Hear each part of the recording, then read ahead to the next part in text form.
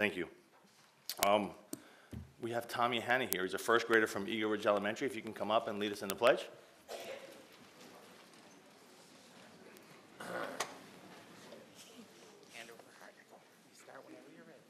Whenever you're ready.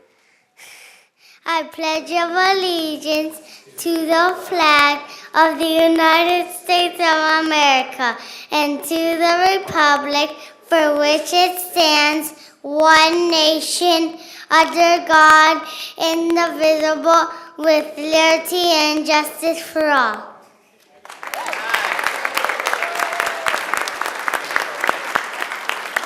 Stay down there. I have a Jeep here for you. Awesome.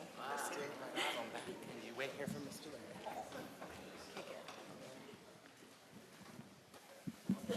You want this mic? You want the mic, Larry? You do.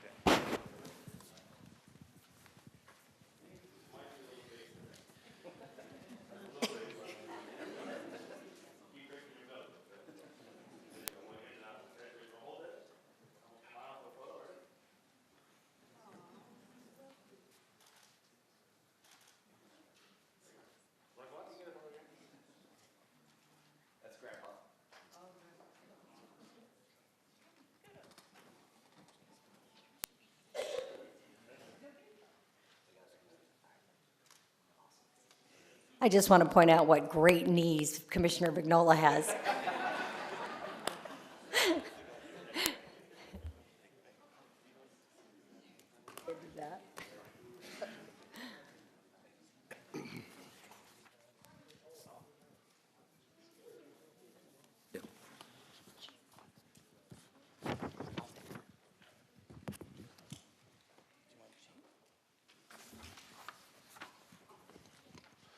Chief Babnick, you come up, please.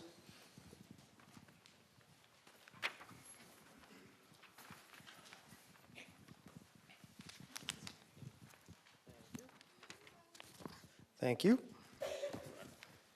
Dr. Intevi, can you come join us, please?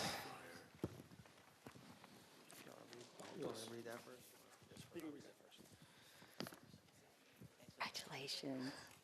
Dr. Peter Intevi is the medical director for the Coral Springs Parkland Fire Department.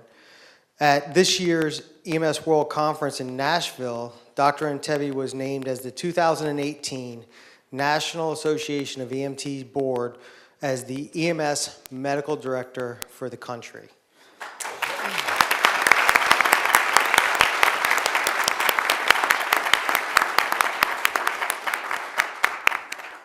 Knowing the work that Dr. Intevi does, this was no surprise for us to get that notification. Actually, Chief Cardona, can you come up, please? This was no surprise for us to get that notification, knowing how dedicated Dr. Intevi is. We've had the honor of having Dr. Intevi serve as our medical director since 2015. He's one of the most progressive medical directors that I've ever had the opportunity to work with. A lot of the programs we have in place today that benefit our community are the direct result of Dr. Intevi's hard work and commitment to making sure that our community has the highest level of EMS protocols possible. He's certified both in EMS and pediatric emergency medicine, and he's received many awards, including the prestigious Ron J. Anderson Memorial Award.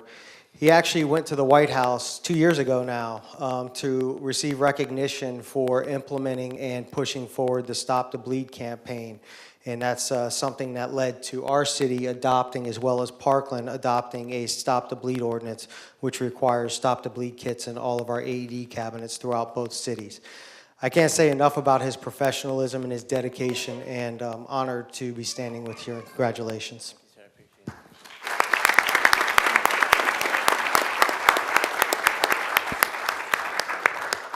Dr. Intevi, I have a special recognition here, and this is to you, the Coral Springs Parkland Fire Department Medical Director. It says the City of Coral Springs congratulates Dr. Peter Intevi for being named the EMS Medical Director of the Year by the National Association of Emergency Medical Technicians. Dr. Intevi, as a leader in the medical profession, has pioneered life-saving initiatives in many areas, including bleeding control, the Florida Stroke Registry, and as an advocate for critically ill children. Dr. Intevi is responsible for guiding one of the most vital services city government provides to its residents, advanced life-saving emergency medical response, and is signed by the entire commission. Congratulations.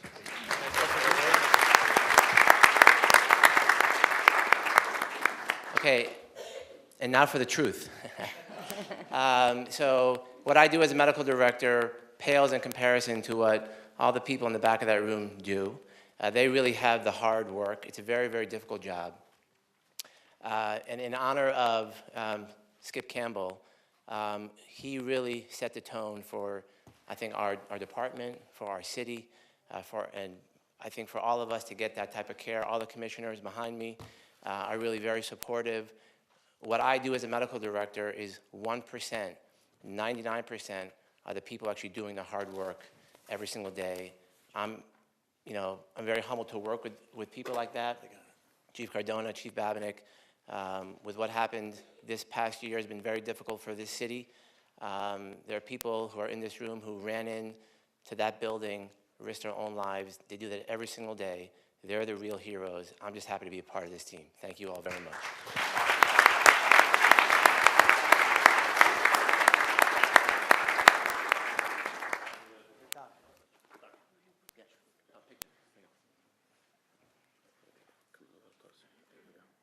Big smiles, big smile.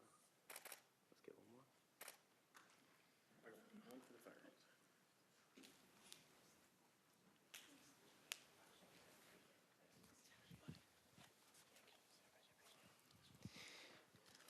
Can I have the USAR team join me? Alex, can you please join me? Chief Mosier.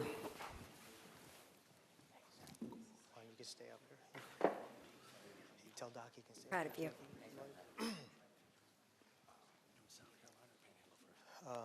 Well, we're gonna do them all together, and then I'll call their names out.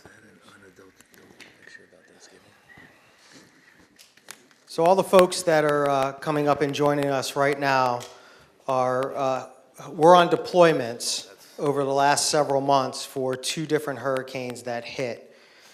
On September 10th, 2018, 16-member Swiftwater Mission Ready package team was deployed to Columbia, South Carolina, ahead of Hurricane Florence.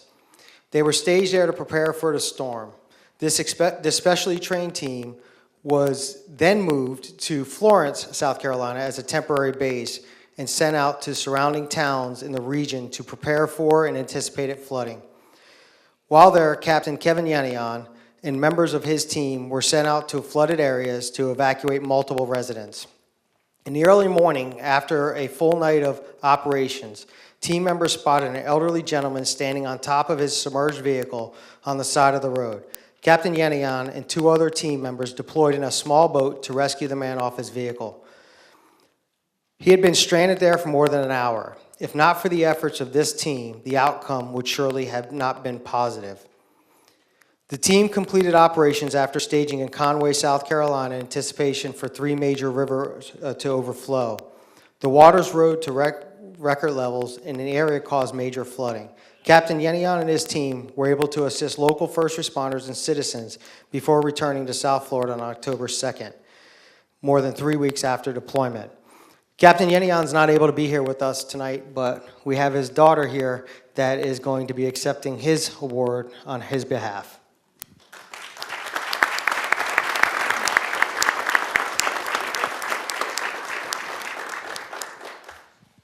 So this is a special recognition to Dad.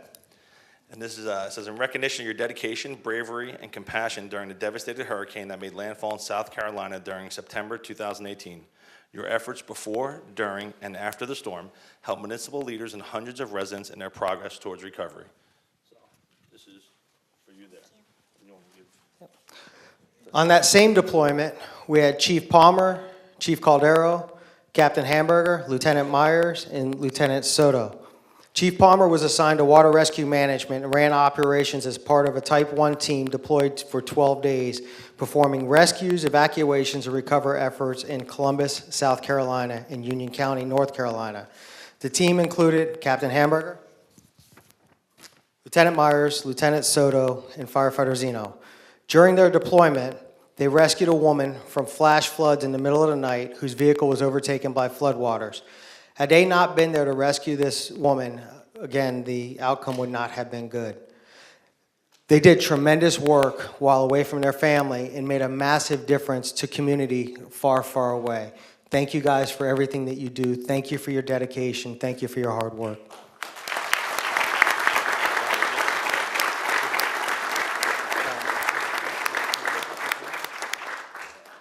That's fine, that's fine. Second deployment was in Mexico Beach, Florida. As part of an 84-person Type 1 team that was deployed to respond to Hurricane Michael, the team was part of a 27-vehicle convoy that left for the Panhandle on October 9th. They immediately went to work conducting grid search for survivors. Mexico Beach Police confirmed that 176 people stayed behind to weather the storm. The team accounted for all 176 individuals. 4 had unfortunately given their lives to the storm, but the team still went out of their way to make sure that they were accounted for.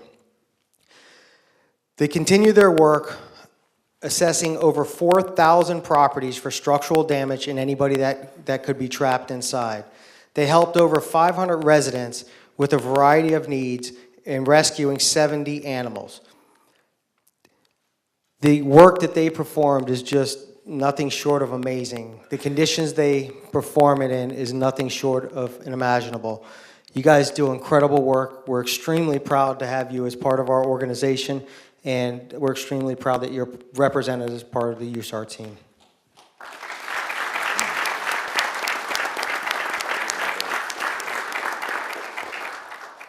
Additional deployment included Chief Mike Mosier.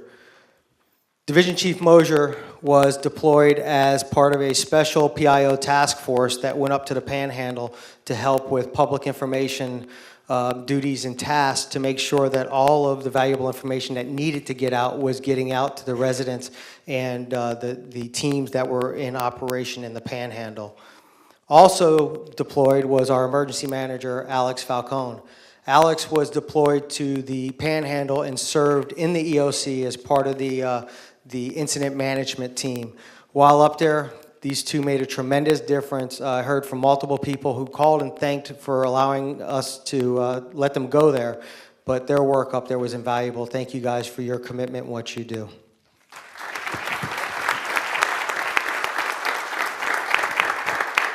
So I'm going to read a special recognition to USAR team in recognition of your dedication, bravery, and compassion during the devastating hurricane that made landfall in the Florida Panhandle during October 2018. Your efforts before, during, and after the storm helped municipal leaders and hundreds of residents in their progress towards recovery. And that's signed by the entire commission. Thank you.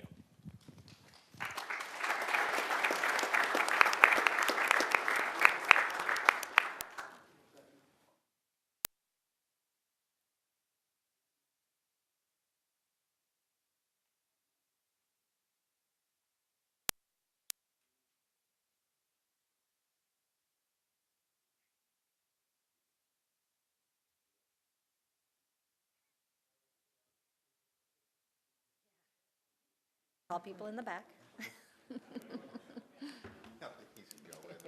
Right.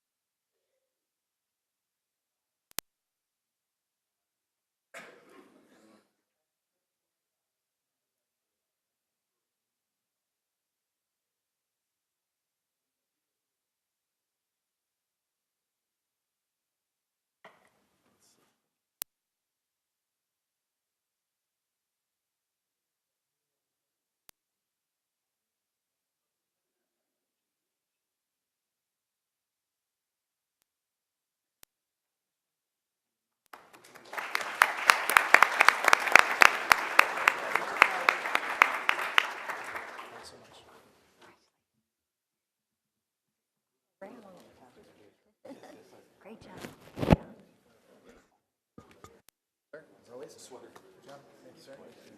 Trying to keep up with you, man.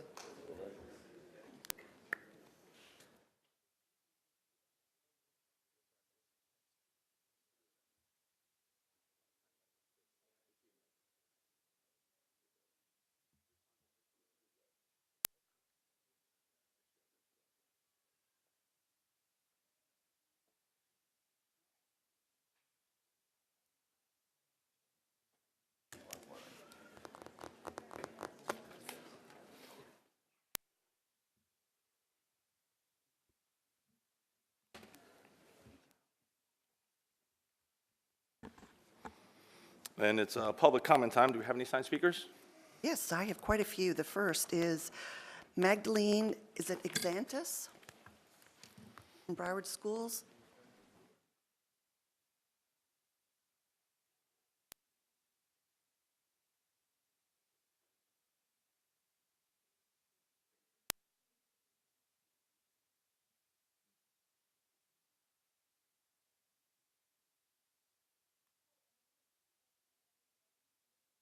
Mike's on.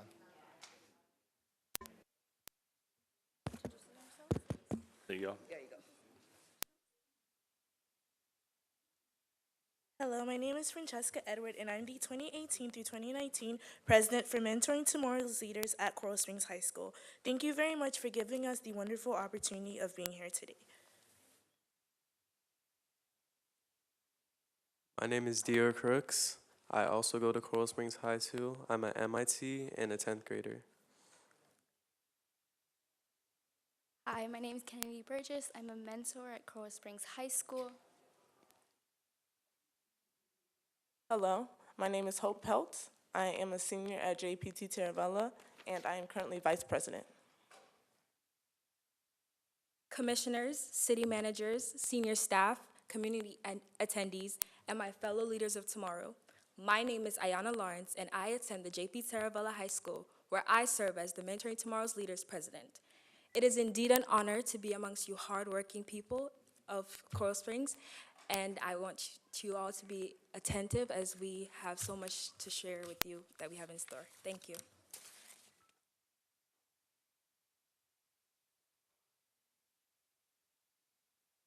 I'm Shania Duncan. I'm a part of Mentoring Tomorrow's Leaders, and I am Secretary. Good evening, my name is Stacey Renee. I'm a senior at JP Taravella High School, and I am one half of the fundraising officer. Good evening, everybody. My name is Samantha Simon. I am co-president My name is Samantha Simon. I am co-president of MTL at JP Taravella, and I'm a senior. I would like to tell you all a bit about MTL now. Mentoring Tomorrow's Leaders is a peer-to-peer mentoring program and student leadership program that serves youth who are at risk to not graduating or remaining in school in the community. We're also the premier program. And to lead on from that, we are based on 5 pillars. The first pillar is academic achievement.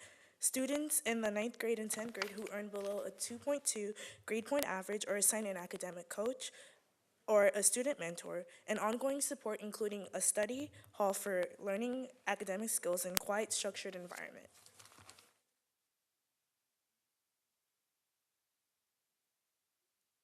Second pillar is mentoring.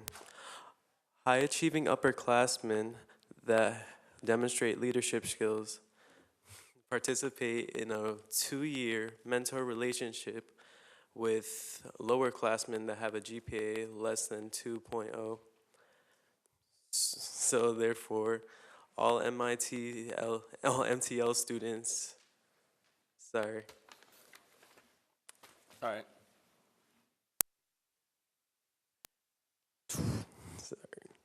This is a structured relationship that is facilitated by MTL adult role models. All MTL students are connected to adult role models and mentors from the community during monthly workshops and guest speakers. With guest speakers, sorry.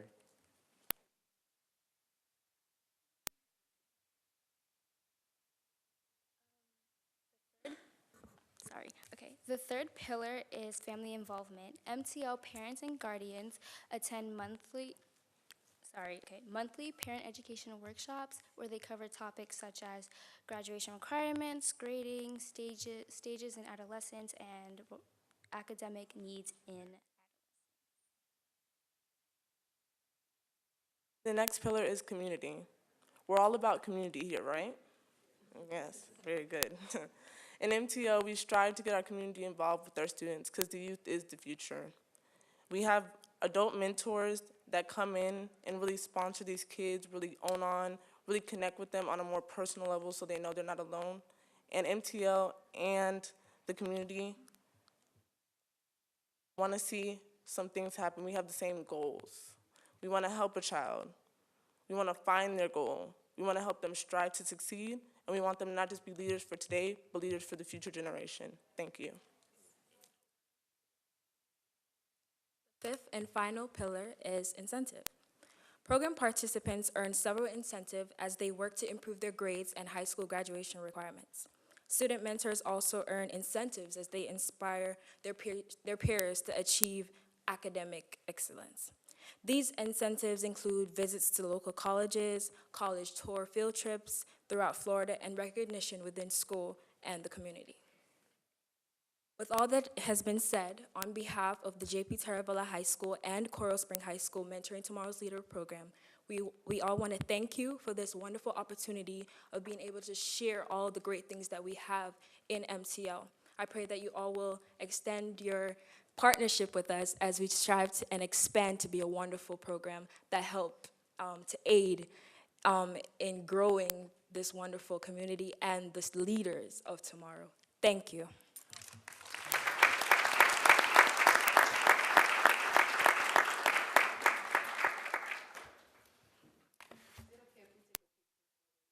Of course. I got to ask you, those of you guys at JPT, is Mrs. Carty still involved with this group? Yes. We tell her I said hello. She's a good friend. More than welcome to. Come right on in front. Commissioner Members, you want to come down for the photo? Come on, let's go down. Hi there.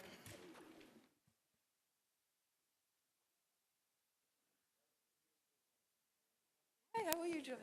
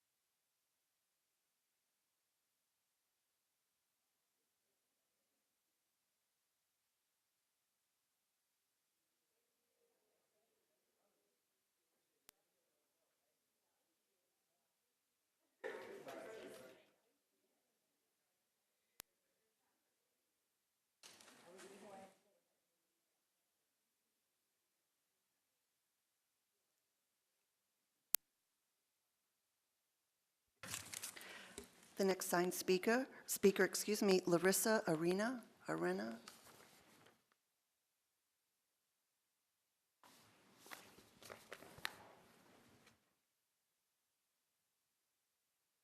Just give him a minute to sit down, please.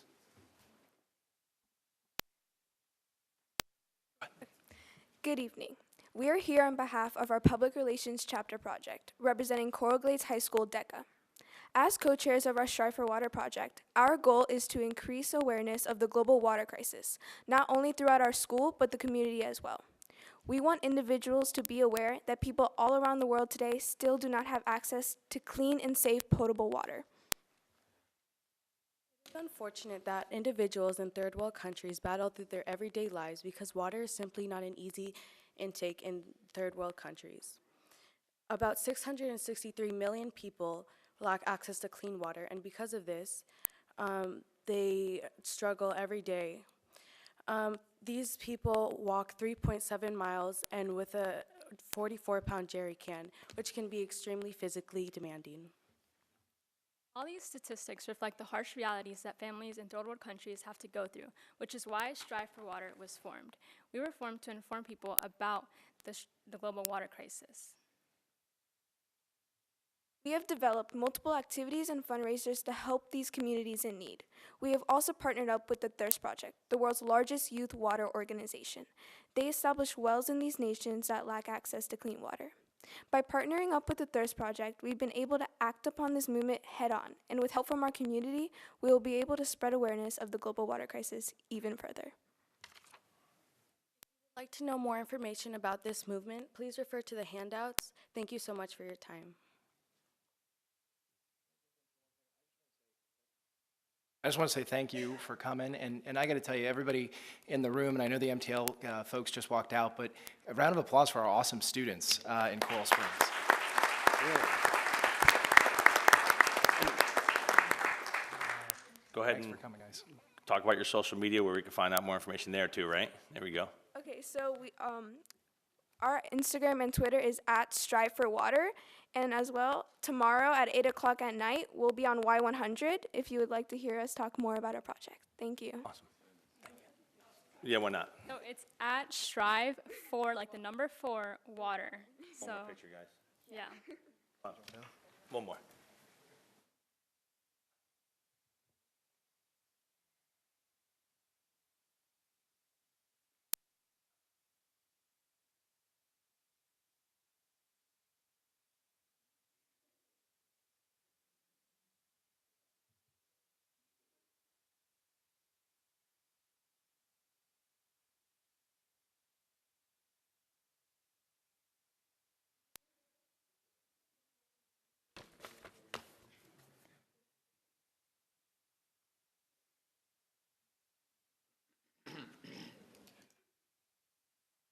Our third speaker this evening, Sandra Wiggs.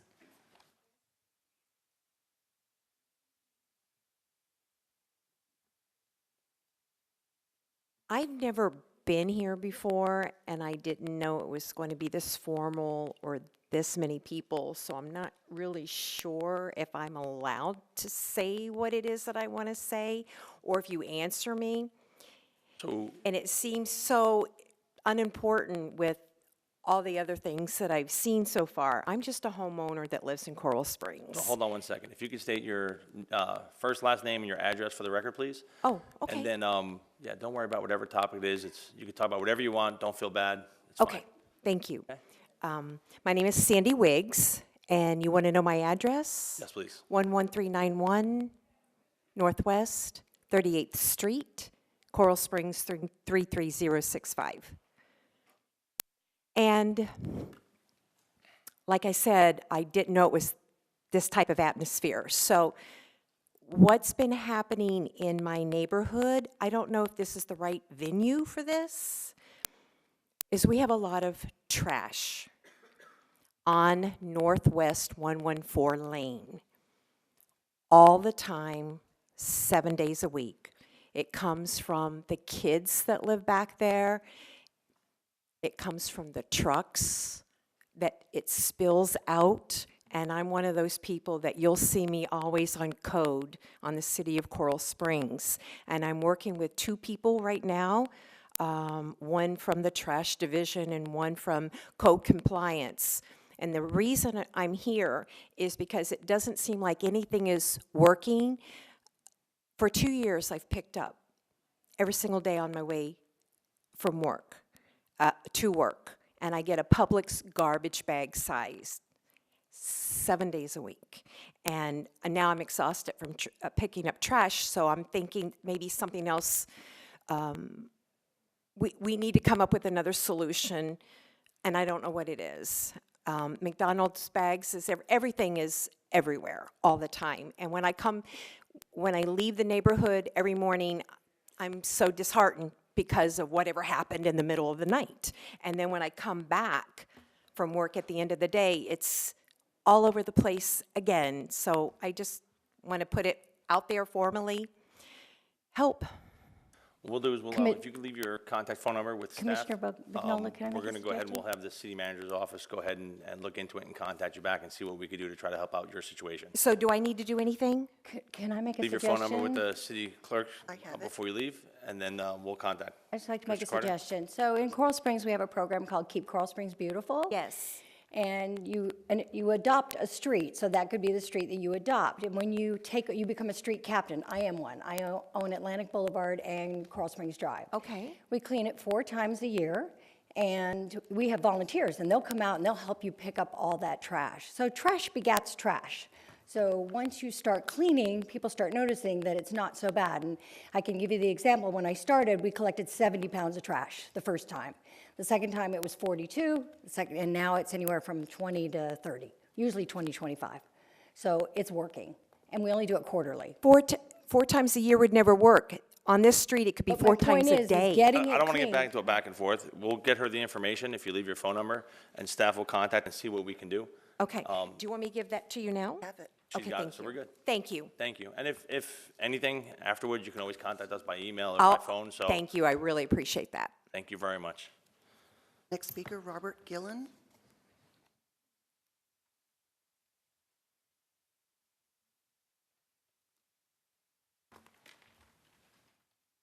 Name is Robert Gillen, 4915 Northwest 110th Way, 33076, which is still known as Pompano Beach. My name is Robert Gillen. I'm a 23-year resident of Coral Springs, and earlier today I read on the Sun Sentinel site about what I consider to be a backdoor decision being made by our elected officials. I believe it is not transparent to our city and the best interest the appointment of a mayor tonight. I don't know whether it's, I also think it potentially could be, but the city attorney could confirm in violation of the sunshine laws. In my opinion, our city has become a partisan mess, far from the city it was when I decided to move here, when our elected officials truly cared for our citizens, were visible, and were engaged with the community. It seems to me today our elected officials fail to listen to their constituents once they take office, and it becomes your personal agendas. In 2010, when faced with a crisis because of the suspension of 2 city commissioners, the city embarked on what I felt was a fair and open process to find 2 solid replacements who wanted to serve and only serve with no personal agenda. For those of you that don't remember, and I'm sure our city attorney could talk to you about the process, 48 citizens applied to fill the seats, were vetted to 11, interviewed to a short list of 6 to choose the 2 replacements. There was no cronyism or inside track appointments made, and that's what I would like to see done today. I urge all of you to be independent elected officials that you're supposed to be and avoid this political partisanship that we seem to now be the hallmark of Coral Springs.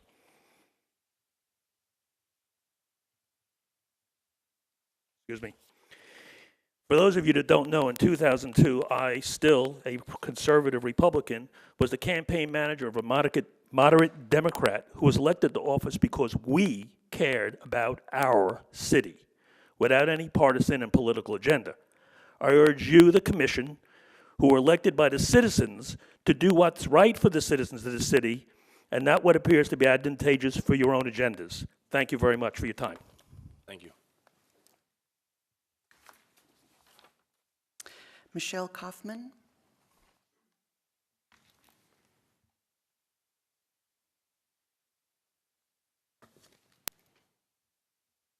Michelle Kaufman, 3613 Northwest 124th Avenue, Coral Springs, Florida 33065.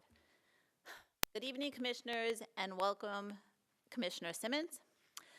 2 weeks ago, I was here asking this commission to reject the proposed stormwater fee ordinance in light of the penny sales tax passage. Tonight, I am here again asking this commission to reject the stormwater ordinance until the city has taken the time to see what funding will come from the county's commitment to spend at least 10% of the expected $15.6 billion generated from the penny tax on city projects. The monies generated from the penny tax may cover substantially the same project the city wants to use the stormwater funds for. While we all may agree that the city needs funds to cover road and drainage problems, a new avenue may have opened up to get the funding. The commission needs to do what is best for the city, but the city is made up of people, and burdening the residents and business owners by assessing a tax that may be unnecessary is wrong. If the county does not honor its commitment to provide the cities with funding, then the proposed ordinance can be revisited at a later date. On an alternate note, at the last meeting, there was a discussion regarding whether the proposed ordinance sets the fee. And while the ordinance, as it was written at that time, did appear to set the fee in section 26.4, paragraph F, at $106.80 per ERU per year, it looks like this fee may have been taken out and an amended version is before this commission tonight, which leaves the fee blank. While I would like to see the proposed amendment rejected outright, I am hoping that if it does pass, the revised ordinance will be used to give the city the necessary time to see what happens with the penny sales tax. I will be watching, the corporate park business owners will be watching, and I hope the city takes the time to do the same. Thank you. Thank you. Daly. Thank you, sir. I just want to jump in real quick and say thank you, Michelle, one, for your advocacy, and two, for your time. We got the opportunity to get together and grab a cup of coffee and talk about this item, and I appreciate your passion, and I know that's important to you and important to many business owners across the city, so thank you. Next, Mr. Belmont.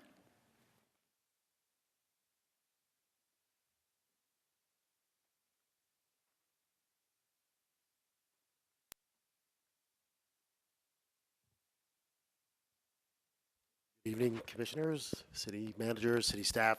My name is Zen Belmont. I reside at 11330 Heron Bay Boulevard, Coral Springs 33076. And I am here to discuss the proposed appointment of an interim mayor just prior to a special election. As a resident, very long-time resident of the city, I'm quite uncomfortable with this decision to appoint an interim mayor with an election coming up very shortly. Some of the reasons were already stated by Bob Gillen, and I'll just piggyback on some of the things that I felt needed to be addressed. And of course, I'm getting a phone call right in the middle of this. Sorry about that. Okay, there was a precedent set at the last vacancy for commissioners where there was, as Bob stated so eloquently, an application process, a public announcement, there were interviews and vetting process, and I thought that that led to the tapping into the talent in the city. Without such a process, I think it comes across as back office politics, back office dealings, and given the current political climate, I think that the citizens of Coral Springs are ready to see some fairness in this process. Also, I feel that appointing an interim mayor to with a special election right around the corner gives that person, should they decide to become a candidate of that election, an unfair advantage. So you now have an unelected official running as an incumbent. I don't think that that serves the citizens of the city in a fair process. Lastly, I'm curious as to how the dais came to agree on a candidate for an appointment like this that wasn't publicly announced. There weren't any solicitations for the position. And again, the optics of this look like back office dealings, looks like back office agendas, and the citizens of the city, I'm sure, are tired of this. So I'm here asking the commission, as a longtime citizen and a voter, and many of you, I voted for you to be on this dais, to rethink this decision, to make the process more fair and balanced, and to consider that there is nothing, to my understanding, and again, I could be incorrect, there is nothing that compels the dais to make this appointment with an election so close to be held. Thank you for your time. Thank you. And just for the record, I want people to understand that I've had people, I'm not going to do back and forth, thank you. I did have people come to me personally to talk about potentially being appointed to the mayor's seat. Doesn't mean that there was any backroom deals or anything like that, but any individual could have come to any one of us individually and done that without anything inappropriate taking place. I just want our residents to understand that. I understand your concerns, and it's duly noted. Thank you. Mr. Simmons. I just got here, so if you would have seen my schedule of the last couple of weeks, I don't think I would have time to go through any kind of back doors. So No, we're not going to do back and forth. So, like I said, I just got here, but please know that I am focused on what we have to do here for the city and for the residents, and point blank period. So thank you. Thank you, Commissioner.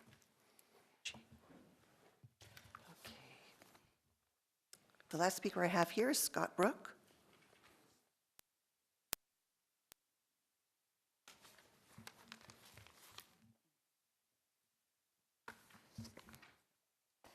Hello, Commission. Hello, new commissioners. Commissioner Simmons. So happy to have you on board. You ran a wonderful campaign, and congratulations again, Commissioner Daly, for your victory. Hello, everyone. I am Scott Brook, 551 Northwest 120th Drive, Coral Springs 33071. I was proud to be our mayor for a few years back in 2006 to 2010. If for some reason you are actually considering an appointment this evening without having a process. I would love to be considered to be appointed as your mayor, interim, on an interim basis. I didn't know you were considering appointments before, I think about 3:30 today. So now knowing that, I'm asking to be considered. But I really would urge there to be a process of consideration if you were to consider an appointment to be the mayor. I know my friend Vince Bocard. He was a former mayor here too. He couldn't be here tonight because he's watching his little girl. I know he'd like to be considered for the appointment for mayor. According to the article today, apparently Judge Weinstein would like to be considered as well. I'd love for him to be considered. I think he'd be a great mayoral interim mayor as well.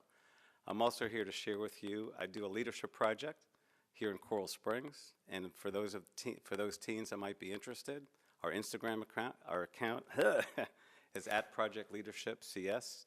I appreciate the work of all of you. I appreciate you being up there and representing our city. I appreciate the heart and the commitment that you give to our community and what you showed last night at the swearing in and the tribute that you paid to our mayor, Skip Campbell. He is missed, and he will be missed, and I appreciate everything. Thank you for your time.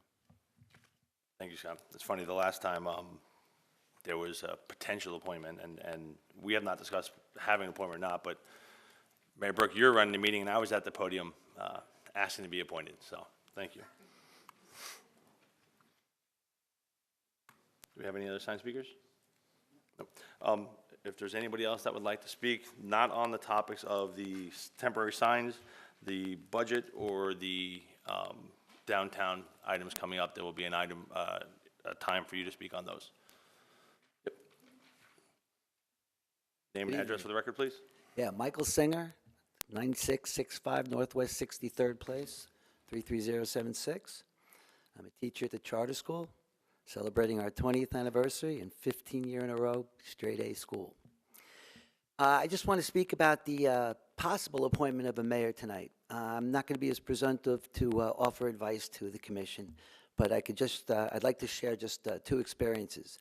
When that opening came up 10 years or so ago, when 2 commissioners stepped down, I threw my hat into the ring, and I had a lot of support, my wife and children and a few students.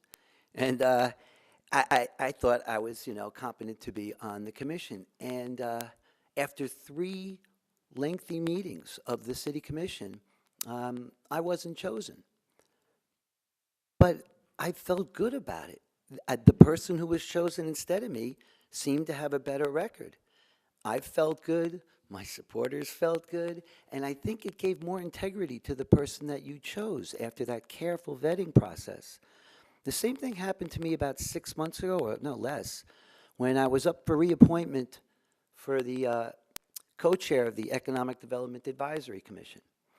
4 of the city commissioners, including Mayor Campbell, rest in peace, knew my business background and said absolutely I should be reappointed. But Joy Carter didn't. And we've been friends for 20 years since I had her daughter as a student. And she voted against me, not knowing of my extensive business, career. And I thought that was cool. And I invited her to come to speak to my kids the next day. And when they watched the city commission meeting where Joy voiced her concerns, the kids first, their jaws dropped. And then I said, wait a minute. They selected me after consideration. And Joy didn't know about my background and so objected to the appointment based on credentials. It was open, it was honest. And ever since I was appointed, people were reassured that I was the right person for it. I think it would serve the city well and serve all of us well if we gave some more consideration to who our next mayor is. And whoever that person is would come to office with a lot more integrity and support from the city. Thank you. Thank you.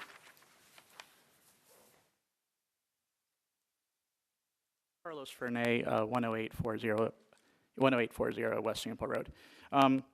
So I do have an interest, but I don't actually want to be appointed. I would like to just run and get elected. But I do have some concerns raised by some residents from the city of Coral Springs. The way I look at it is this is no different than a search for a city manager, which you've all gone through. And it's no different than really a procurement process that you would go out for a bid or an RFP. This city has a history of processes with their procurement, and I really don't see a difference. If you don't have a clearly defined process that is open and transparent, and the residents of the city know what that means, then you're just asking for residents to question the process. And if you do not have a clear process, then whoever you appoint now has potentially their good name sullied by the inaction and the failure of a city commission to properly define a process. So I caution you, as a resident of the city of Coral Springs, that you just heard from distinguished residents of the city. If they are raising concerns about the process, you probably would assume that the other 125,000 residents of the city of Coral Springs, the 15th largest city in the state of Florida, probably will have some of the same questions about the process. So I have no interest in being appointed. I have an interest in running for office, that's for sure. But I would like to see a process that's clearly defined. And it's up to you as the policy makers to define that process so it's clear for all of us. Thank you. Thank you.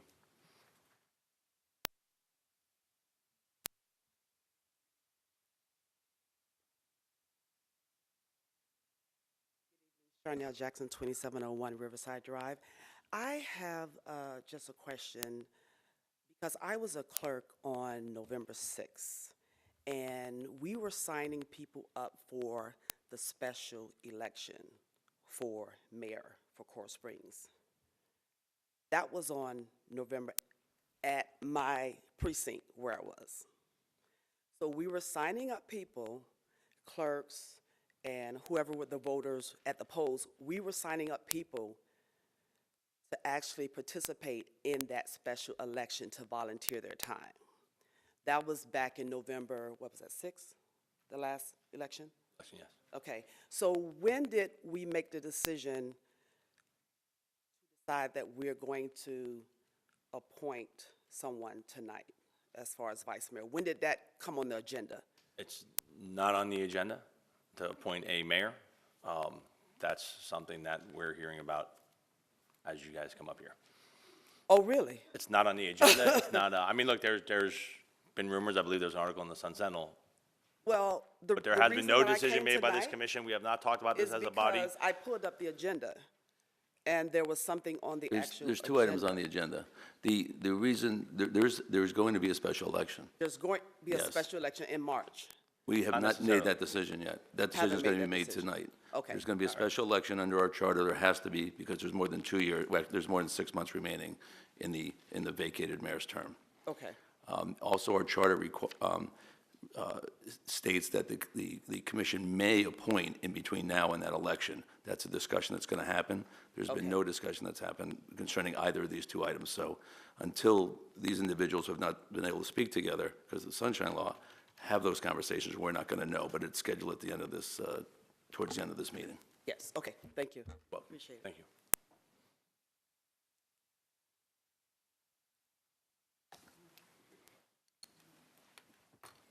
Evening, Commissioner, City Manager. Joe Morera, 3275 Northwest 114th Lane.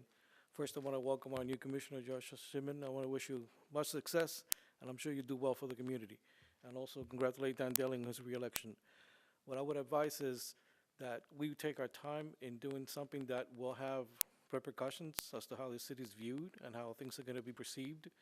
I believe that we have the luxury of not having to select the mayor at this time, and I believe that that may create a problem where there is some qualified individual sitting on this dais right now that could potentially become the future mayor of a city.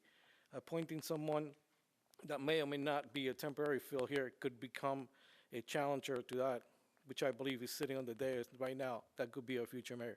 So please, take your time, consider this, and remember how it will be impacted to the resident of the city and what the future will be.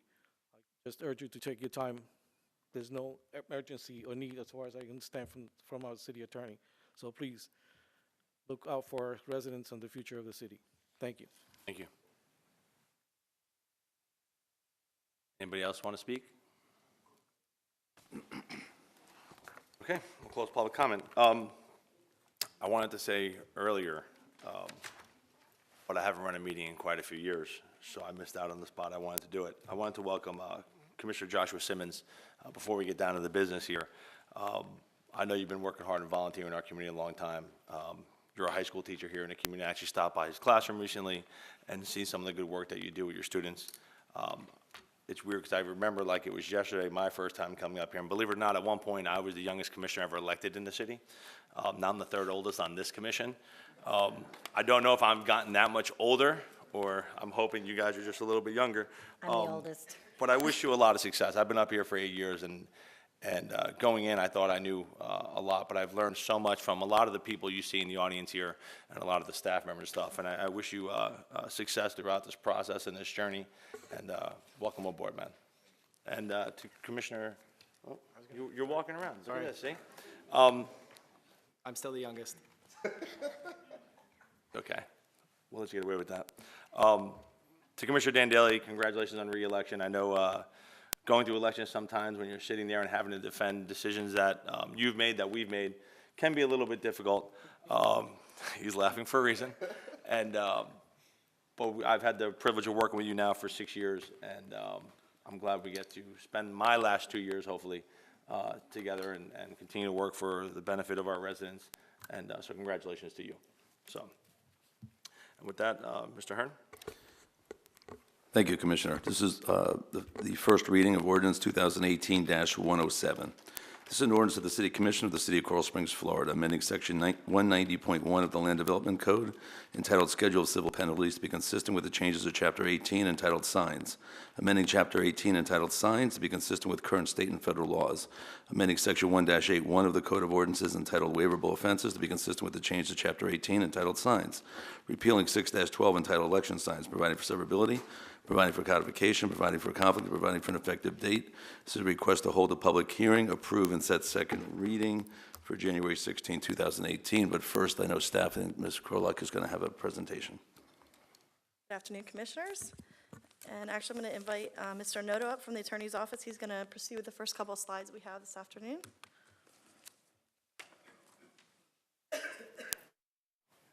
Commissioners. So we're here tonight on the first reading of the sign code, and as many of you know, and I'm going to flip, a large part of why we had to amend our sign code started with a United States Supreme Court case, Reed versus Town of Gilbert. And in that case, the United States Supreme Court basically said that any content-based sign regulations, you have to read the sign to know whether you're violating the code, is unconstitutional. So this turned sign codes across the country on their faces, and it left our attorney's office and our community development department with the task of making these hard decisions to amend our sign code to be compliant with these changes in both federal law and in state law. So some of the takeaways from Reed versus Town of Gilbert: cities must have a constitutionally sound sign code.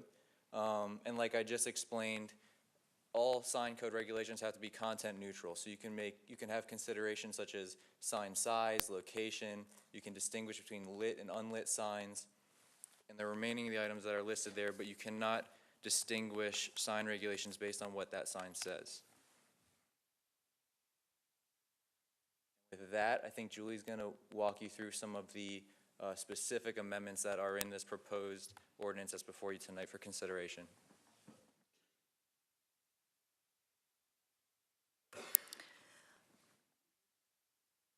So for those of you who are familiar with our sign code, as Nick alluded to a little bit, almost everything in there is content-based. So we really had to almost start from scratch with a lot of it, especially the temporary signs, which we'll get into more in a few minutes.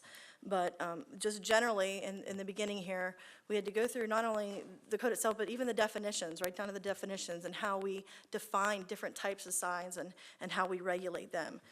And while we cannot get specific on the content itself, we can differentiate between commercial messages and non-commercial messages. So we did try to do that whenever we could with the new regulations.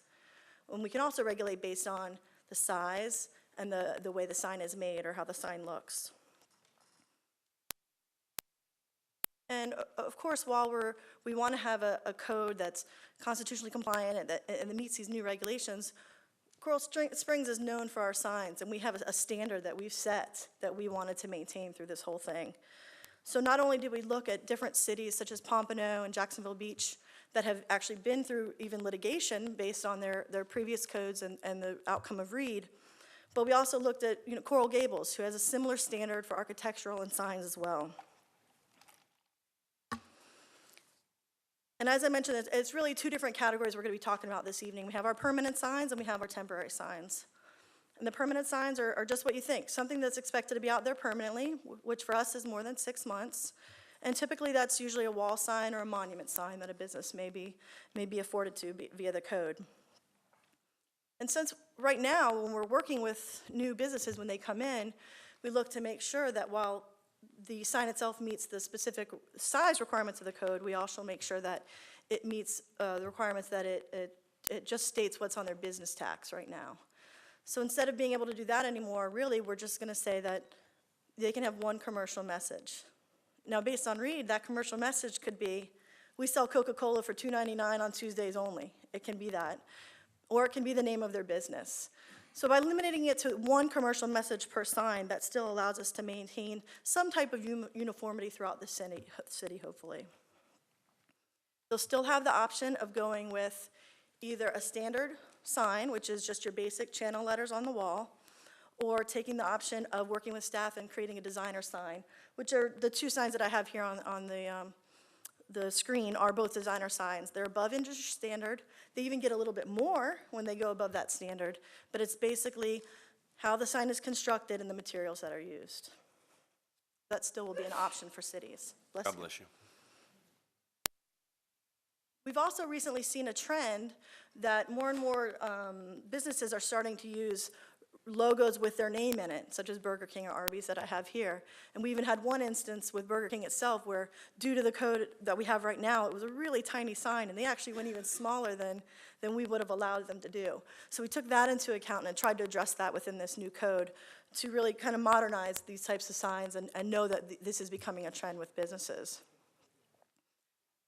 As you all know, we adopted our downtown zoning district in January of this year. So we added the DTMU, as it's known, to be afforded signs as well, similar to the other commercial business districts in the city. And I'm sure that as new development comes in and bigger and larger buildings come in, these mixed-use developments come in, we'll have to address it further, but it's at least a start for us for the DTMU. We've also addressed it within the new CRA downtown design guidelines as well to afford different types of trendy signs and things you want to see within a downtown, different attention-getting things. So, the Florida legislature also passed new regulations for municipalities relating to service stations and how we can regulate those, and not only the signs themselves, but the architecture and the buildings and the canopies that are going on with service stations.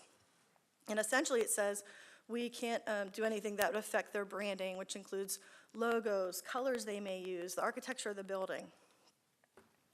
And luckily for us, the service industries we've been dealing with so far have been really acclimating to the city's architectural design. You may remember Wawa even, we worked with them to change the pitch and the height of their canopy from what they traditionally do. When it comes to signs, however, the new statute says that they have to be able to allow to display pricing that can be seen from the roadway. So with that, Somebody's going to charge $5.45 a gallon of regular gas. They better be displaying it. I was wondering if somebody would catch that. But it was a nice sign. It's a nice monument sign there. So with that, we are including provisions that would now allow service stations to have monument signs with changeable copy on them. They would still need to meet those minimum requirements that other commercial businesses need to meet in order to have a monument sign. However, they need that 400 linear feet of frontage, as well as there's square footage requirements that they could also meet. And while they could have changeable copy, we are recommending against electronic message centers to be consistent throughout the city.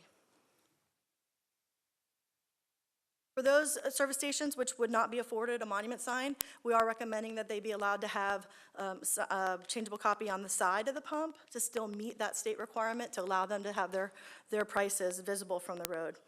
This number the size of that sign may change based on the distance the pump is from the road as well as the speed of the road nearby.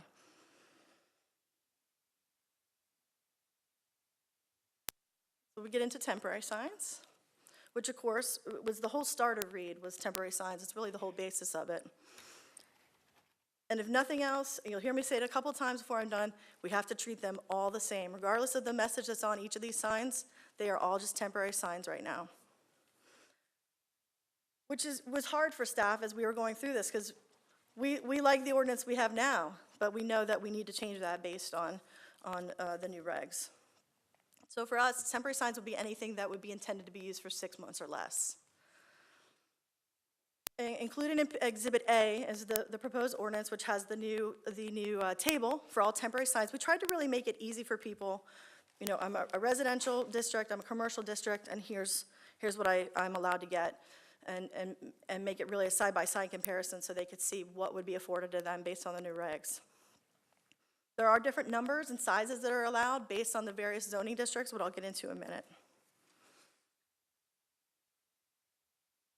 But again, since they all have to be treated the same, and luckily we can afford regulations that are based on how the sign is constructed, we can still prohibit signs such as these. So we still want to maintain that aesthetic value throughout the city.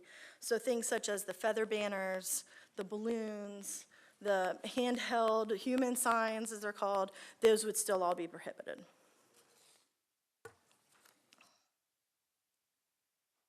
For commercial businesses, including those within the downtown district, they would be allowed a temporary sandwich board out in front of the business. Of course, we'd have to maintain ADA compliance with the sidewalks and things like that. But this would just be an additional way for them to advertise to pedestrians walking by to grab that foot traffic going through, different specials they may be having or whatever it might be that the point they want to get across, that they could put up during business hours.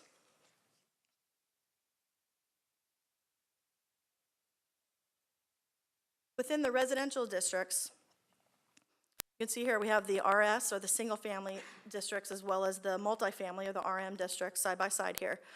The recommendation is to allow up to 3 signs per parcel, with those having 1 commercial message.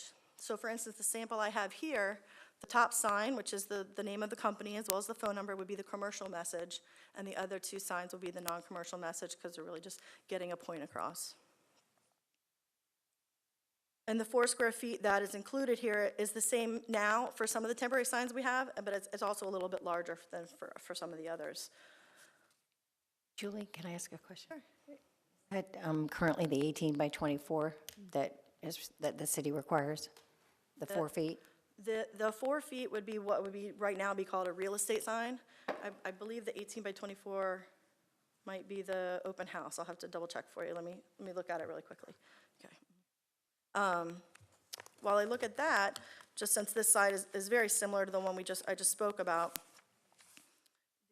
for commercial businesses, they would be allowed to have two temporary signs per parcel, one of those which would be a commercial message. Sorry, let me click here for you. And those could be up to 32 square feet. So again, while this size may be larger for some of the different types of temporary signs we have right now, we didn't want to really penalize those people that may be used to having the 32 square feet, such as the announcing signs is what we would call them right now, which would be permitted for that. 1 second.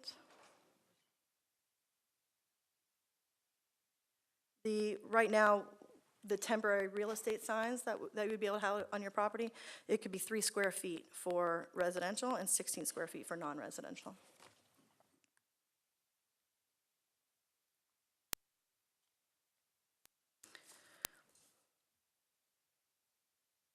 We started this process, several months ago, but we knew one of the industries we really wanted to reach out to due to the potential impacts to them was the real estate industry. And so as such, we had a workshop with them in July. We've had about 60 members attend. It was a really great discussion between staff and them as well. And of course, their major concern was the potential prohibition of open house signs. As you know, within our recommendation includes that no signs would be allowed within the rights-of-way, and that was their biggest concern as far as losing that utilization. One of the things that came up during discussion was their main concern was that they didn't want us to implement different things for Coral Springs businesses that maybe different businesses from other cities or other counties even wouldn't know, and that would therefore penalize inadvertently our Coral Springs realtors and other businesses, whether it be requiring specific sign colors, which we've done in the past, requiring permits for temporary signs, or even some type of registration that might even have a fee to go along with it.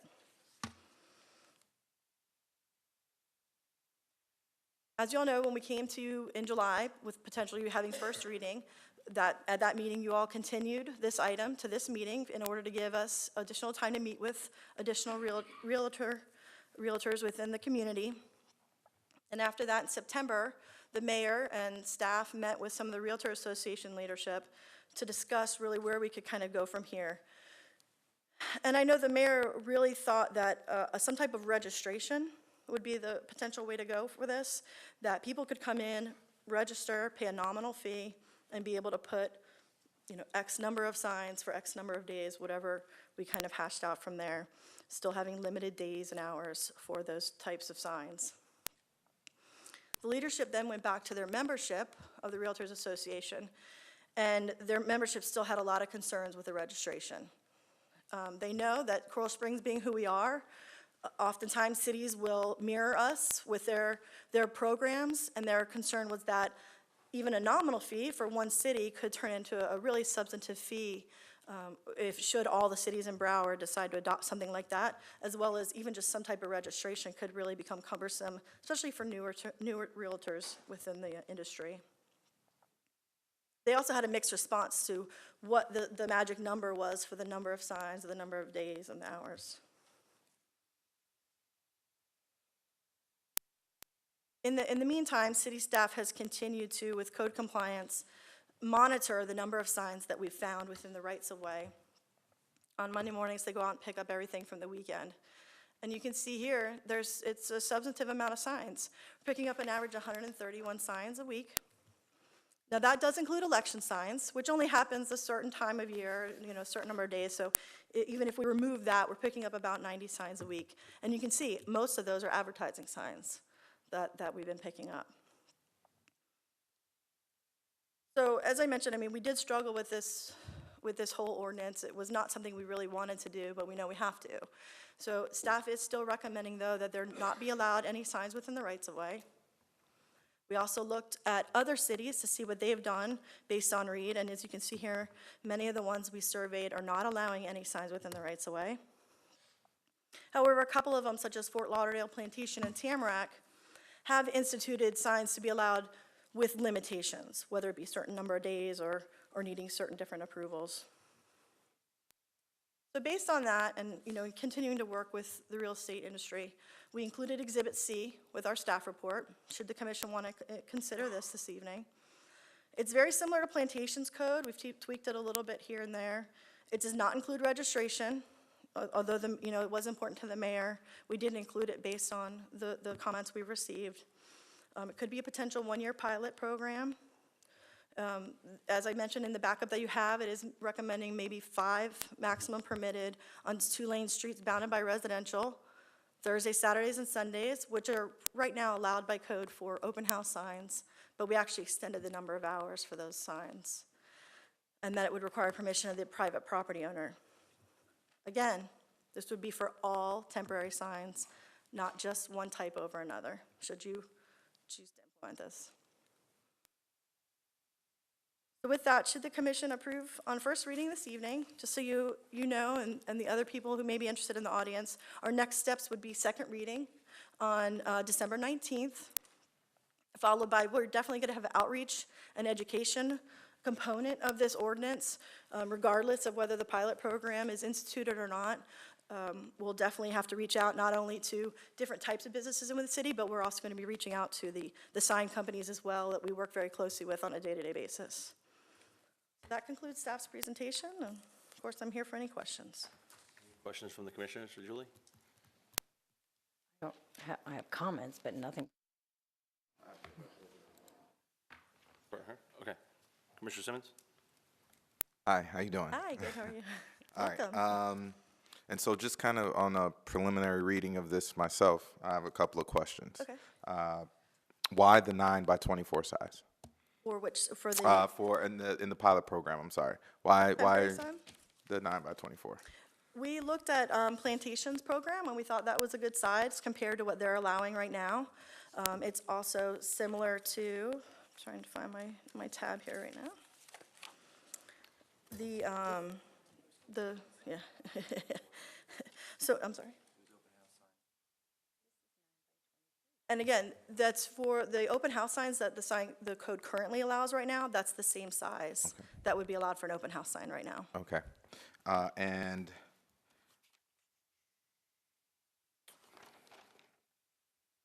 then again, in the pilot program, why the 2-lane street bounded on both sides by residential properties? Because we really want to make sure there's not a proliferation of these temporary signs. Because again, we're talking about all temporary signs. So right now, hopefully, you're not seeing very many advertising signs within the rights of way, especially on our arterials. People are coming through the city. We want to keep it looking as good as possible. We want to make sure that they don't become cluttered. They're not going to be allowed in the medians, so along the streets, you're going to see, especially at the intersections, it could end up in a proliferation of the signs along the arterials. Okay. Well, what if it's one of those streets where, let's say, a park is across the street? If there's a park cross street, it would not be allowed. If there's residential on the other side, it wouldn't, but say if there's 2 residential homes on the other side, it would be allowed on that street where the residential homes are. But not if there's a Not on park the other across the side. street. No, I'm just saying, but like if there just happens to be a park across the street on that particular street where they want a sign to be, it would not be allowed. If it's zoned residential, it would be. Right. Okay. It would be allowed. If it's zoned residential, yes. Okay. Even with the park across the Right. street. Okay. And so what happens if the signs are there, if this program was to go forward? What happens to the signs after 6 p.m. if they're not picked up? Like basically what would be detrimental to the pilot program if, would it be if there's a bunch of signs getting picked up and it's just too cumbersome, or like what would be detrimental to the program itself? In the 6 p.m., it would be Yeah, after the 6 detrimental? p.m., yeah, if they're still there after 6 p.m., what happens? Well, it would, depending on what time the code officers would report, whether it be the next day. If it's a Sunday, they could, still stay, because if it's at 10 a.m. But if it's, say, Monday, it'll use Monday morning, for example, and there's still signs that are out, the code officers would then pick them up. Okay, so if signs were still there Saturday or somehow overnight and they were still there Sunday, would there be an issue if they got picked up? If they got picked up on Saturday night? Yeah, I mean, if a code officer is on duty and sees them, they would Right. have the ability to pick them up. But if they they're aren't, not, if they if don't they're see it not and on they're duty, there? yeah. Okay, they're still there, okay. And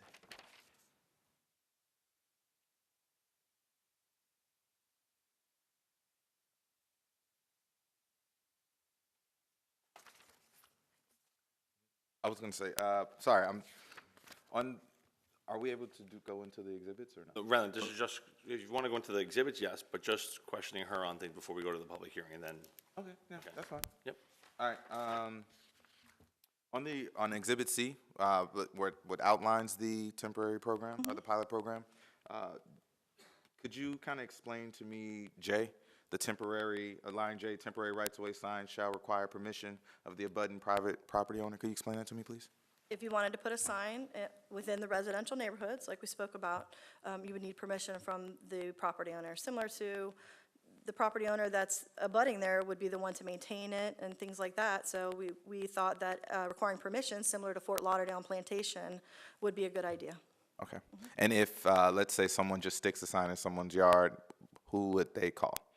If they didn't grant permission, they just walked outside and saw there was like a sign somewhere near their property. They could pull it themselves, or if they wanted to call code compliance, they could pick it up. Okay. And that would kind of get marked down as something that that is not being followed under the pilot program somehow, some way, right? Like how would I guess code compliance or whoever is in charge of the pilot program kind of mark what's happening? How is that being I guess written down or noted? I think that would be part of the outreach too. You know, in the beginning, if people just don't know we've changed the code, I think that would be part of us reaching out to them, hey, just so you know, there's new regulations you may not be aware of, and hopefully through that education, it would reduce the amount over time. And then if you do that, but, you know, We did, I'm asking just Yeah. kind of like how is this noted of what's happening? You know, if it's being violated or, okay. Generally, just like Julie showed a slide earlier, that code monitors when signs are illegally placed and they have to pull them. Okay. So they would continue to do that. Okay. That's how we would be made aware when someone's not following the pilot program. Okay, thank you. Yeah, that's it for my questions. Thank you. Mr. Carter. Julie, on slide number 15, on the proposed amendments for temporary signs, I just need to understand some clarification. So the example that you have there is the real sign with the 2 riders off the main sign. so we're on the residential slide? Yeah, Okay. it's slide number 15, right there. Okay. So there's also a sign box, a brochure box on there. Is that counted as well, or that's a separate item? I It's don't, one- that's not portraying a message, so I wouldn't count that as a sign. Okay, and then the duration allowed after events, where it says 7 days, that's where I got really confused. If a home is for sale, it's typically a 6-month contract. Then I would say from the closing, it would be 7 days from closing. Okay, all right, I appreciate that consideration. I had another concern about the comment about electronic messages on gas stations, because all the schools have electronic message signs, as well as we're considering one for the Center for the Arts. Cannot regulate the school board signs. They're under their own purview. So we have not approved any for the different school signs. And if I remember correctly, the commission approved the one for the Center did. for the Arts based on the fact that it would give us the ability to portray emergency messages as well. So it had a public component to it as well, so. Okay. And lastly, I'm sorry to throw you back No, to that's almost what the I'm here first for. slide, but it was on the feather signs. Feather banners? Yeah, okay, so under definitions, I think this was slide 8. And where you've crossed out multiple signs, but not feather banners, but yet in further slides, they were no. We kept a definition for it because it's a type of sign, so we can Okay. keep a definition for it, prohibiting it. Okay, so the ones that are crossed out is because we don't have a definition. Right, we had to take out those definitions completely. Okay, all right, thanks for the clarification. Sure. The question I would have is, when we talk about temporary, if you can go back that chart, there was on average, I believe, 131 a week. Do we have any? Average. On average. So my question would be, like Commissioner Simmons had said about, calling in code, how many of those do we have a number were actually called into code? Or were those ones that they just went around and picked up? Because I'm curious, I've had people put temporary signs in front of my own home, in the public right away in front of my own home, and I just take the signs and throw them in the garbage. I think it's kind of rude someone would do that without asking somebody. But my question would be, are those code enforcement getting called, or are those just going out and picking them up? I believe it's us just picking them up. Yeah, it's just us picking them up. So we don't have people calling, so there's potential for a lot more than 131 out there a week. It could be 132, or it could be 231. Right. Okay, thank Because you. people right now know that they are prohibited. So these are just people that are not following our code right now, for what's allowed. So once they know they're allowed, it could increase that. So these are the $40 tows that are just thrown up on posts and whatever, and all those, but not necessarily ones that are called in. Correct. All right, thank you. With that, we'll open up to a public hearing. Anyone like to speak on this topic?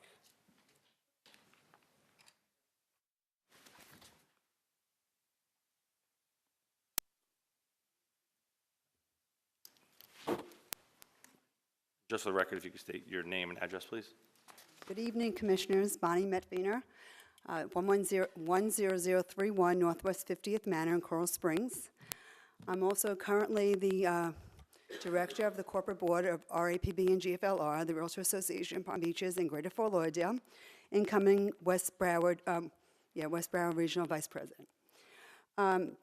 We are definitely for the pilot program. We need the signs out there for open houses. It helps us support our businesses. We worked together with Mayor Skip Campbell. I was there in on the meeting with Claudette Brooke and Adam Sanders. Mayor Skip Campbell worked, he wanted our input.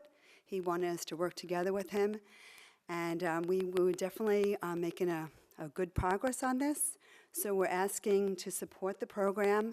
We definitely need at least 5 signs out there. I know that we'll take whatever we can get because this is a way of our making a living. So I'm going to say that thank you, all of you, for your support and everything that you do. Welcome Joshua Simmons to the commission. Congratulations, Dan, for your reappointment. And thank you for your support. Thank you. Anybody else like to speak on this issue?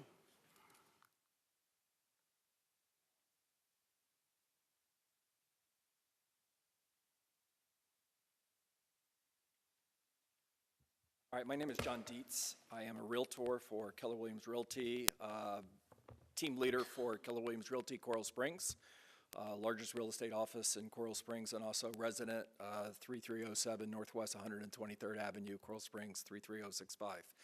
So I could share logic with you, I could share facts with you, and I really don't want to do that. I want to talk to you about something completely different tonight, and if you really pay attention, there's going to be lots of facts involved in this story. I want to talk to you about my mother. My mom's name was Betty Lou Dietz. My mom and dad bought a house on 11th Avenue North in 1978 for $48,000. They sold that house, or my mom sold the house in 2009 for $230,000. Now what's interesting is the property was reassessed at the time that it was sold, and property taxes on that property increased by 280%. Pretty good.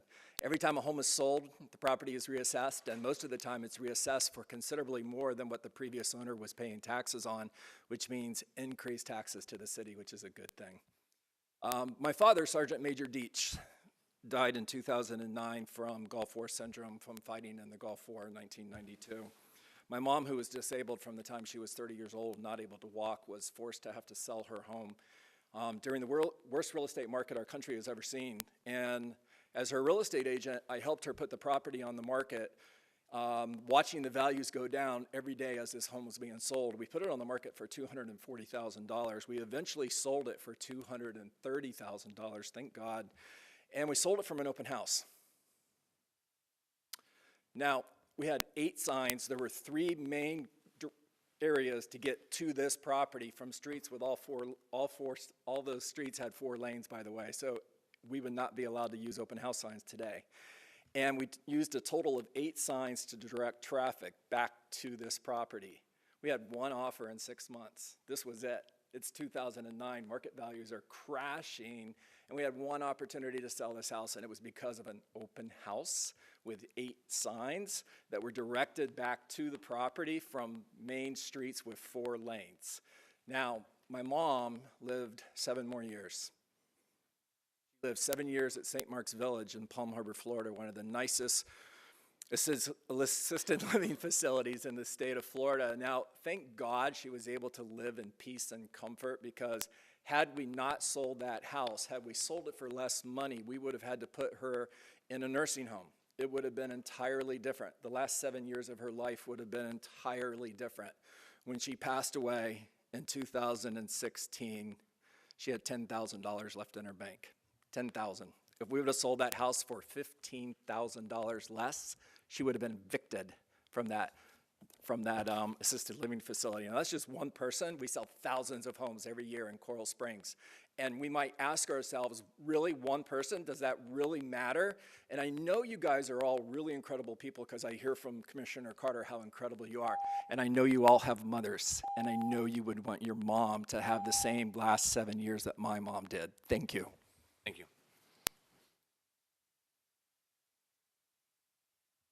Good evening. My name is Yara Domyati. I am a realtor at Keller Williams Realty. Address is 9822 Northwest 53rd Court. So I am fairly new to the business. I have been in the industry for less than 3 years. And open houses are a free way for me to promote my business. And this is how most realtors start and make their livelihood. And it's a way for us to gain clients, both buyers and sellers. And this is also a way for me to provide for my 3-year-old daughter, as I am a single mom and on one income. So it is cost efficient. And I'm not a seasoned agent, so I don't have hundreds, if not thousands of dollars to put towards marketing costs each and every month. I chose to go into this business to be able to provide more for my daughter after getting a divorce and to have more of a balanced lifestyle. So tonight, you're not only voting whether to keep open house signs or not, you're voting on whether I continue to build my business as a realtor or go back to working 12-hour days away from my growing daughter. Anybody else in the public like to speak on this issue? None? Any motions from the commission? Can we have a, we discuss after the motion? Motion second for discussion. Robert Schultz. Before the vote, I'd like to have a conversation if we can. Well, but Okay. it's motion second discussion. May I have clarification, please? So we're voting to, we're making a motion to move it to a second reading. Or or could someone make a motion to? Pass it on first reading. So you can make a motion for anything related to this.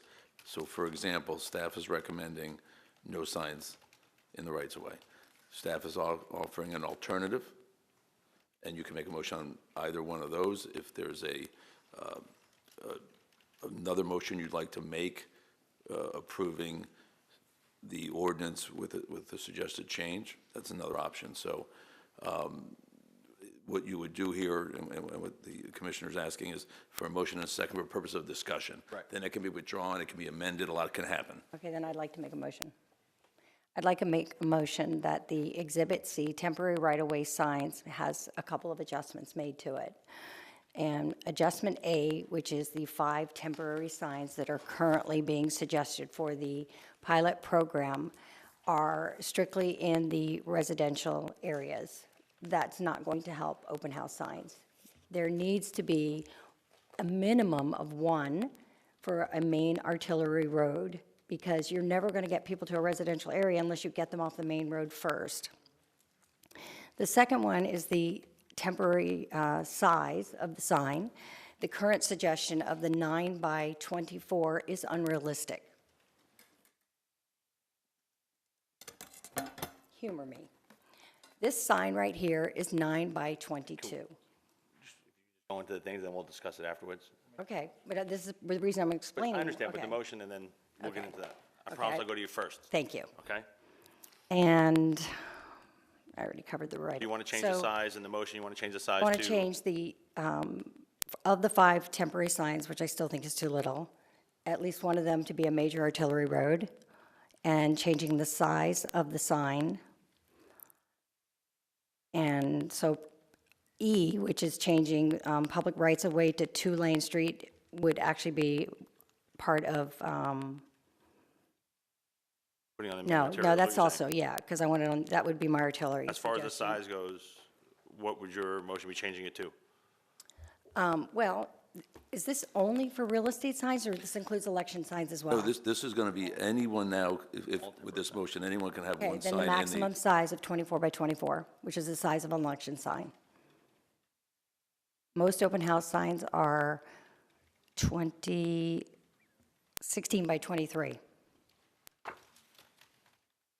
there a second on the motion? Was there a third, can I back up for 1 second? So there was the change to the residential, there was a change to the size. Was there a third change you made, Joy? One sign in the major artillery, Got that part. the change to the size of the What sign, was the third one? size, artillery, yeah, 5. I mean, I'd really like to have 6. Is that in the form of a motion? You want to add it Yes, as I'd like 6? to So make a 5 mo- would be allowed in residential, 1 allowed in, In the artillery. is there a second on the motion? I'll second it for discussion. Commissioner Carter, I promise you'd be able to discuss first. Thank you, Commissioner Vignola. So, back to the realistic of signs. This is the current proposal of 9 by 24, except this is 9 by 22, standard Home Depot sign that you can easily get. This here is 9 by 23. It is a custom sign, and it's really too small. I'm very sorry that I bought these. They're difficult to read. They got an arrow, so at least you know it's an open house sign, but they are very hard to read. Even I can't read them when I go by them. This is the perfect size. Now, it would be smaller if it was a square, but being an arrow, it is 16 by 23. This is legible, and it has all the required contact information of the Realtor's phone number, even the one you buy from Home Depot. We write the phone numbers on it so you can easily find us and reach us. An election sign, which is Personally, something- this is my favorite sign. Yeah. An election sign is 24 by 24. And if we're going to make this uniform for all signs, then this should be the maximum size. Because now we're talking elections down the road, which we do have every couple of years. People are going to have to be resizing their signs. Typically, campaign signs are 18 by 24 based off the cost. A 24 by 24 would be the width of that, also vertically. So usually campaign signs based off of cost, they're 18 by 24. Is that what you purchased, you believe? I think that's 18 by 20. Don't get Okay. me in trouble, but the election's over. I'm not talking about your election. I I'm didn't asking bring a tape for measure for this one. clarification here. I will say that when I order my signs that hang in somebody's front yard, there's a selection of signs. Are you ordering for Fort Lauderdale? Are you ordering for Coral Springs? And I'm pretty sure Coral Springs is specifically 18 by 24 for that sign. So I just think that the 9 by 24 is very unrealistic. Thank you. Commissioner Daly? Sure, and I second the motion for discussion, and I'm happy to have a discussion and maybe some negotiation here with my colleagues, because I think where I'm at is my understanding was, and let me start off actually by thanking the Realtors Association, Bonnie, Adam, Claudette Brock, so many others that were part of that discussion. And you all were the main group who came and stated that we had an issue with the temporary sign code and everything. And I think it is unique in the sense that we had gone for years never having to make any changes, right? And then the Supreme Court ruled the way that they did, and ultimately it was more of a all or nothing, right? We were either going to have to ban all signs altogether, or we're going to open the floodgates and allow everything, which, as elected officials up here, we want to weigh what we're hearing from the interest groups like the Realtors Association and others, but we also need to not open Pandora's box and have, we buy junk houses and whatever other snipe signs people throw up all over the roadways as it is. And so I want to thank the Realtors Association and others for coming to the table and having that conversation and finding what I believe to be as a compromise. So that being said, my understanding was, while the compromise wasn't perfect, in an email communication back from Adam, the Realtors are supportive of what has been proposed as Exhibit C. I'm happy to deal here and maybe meet you some of the way. I'm fine keeping everything to a uniform size. If you want to do 18 by 24, I can get on board with that. I'm really not crazy with having it outside of those residential streets, but if I need to give one there, maybe I can do that. But other than that, I'm not comfortable making any other changes from what was recommended in Exhibit C. And I think my main reason for that is it's something that the Realtors have already said that they can get on board with. And again, I don't want to open Pandora's box, but I understand that people need to make a living, and you guys, we heard you loud and clear, right? I understand the importance of the signs to your business. Nobody's looking to hurt your business. But I think we also need to be reasonable, and I thought that the recommendation by staff, the alternative recommendation, was reasonable. Just for clarification, the motion is 24 by 24. You just stated you'd be okay with 18 by 24. Yeah, that was my counteroffer. Okay, just want to make sure. So that's the only change from the current motion you want to make? I wanted to 18 by 24. I'm not crazy on having the signage outside of a residential area, but I'd be open to having one, which I think is the motion Yep, this, that Commissioner Carter made, right? Those are the two changes I'm comfortable with. okay. So you want to amend your motion to go to 18 by 24 instead of 24 by 24?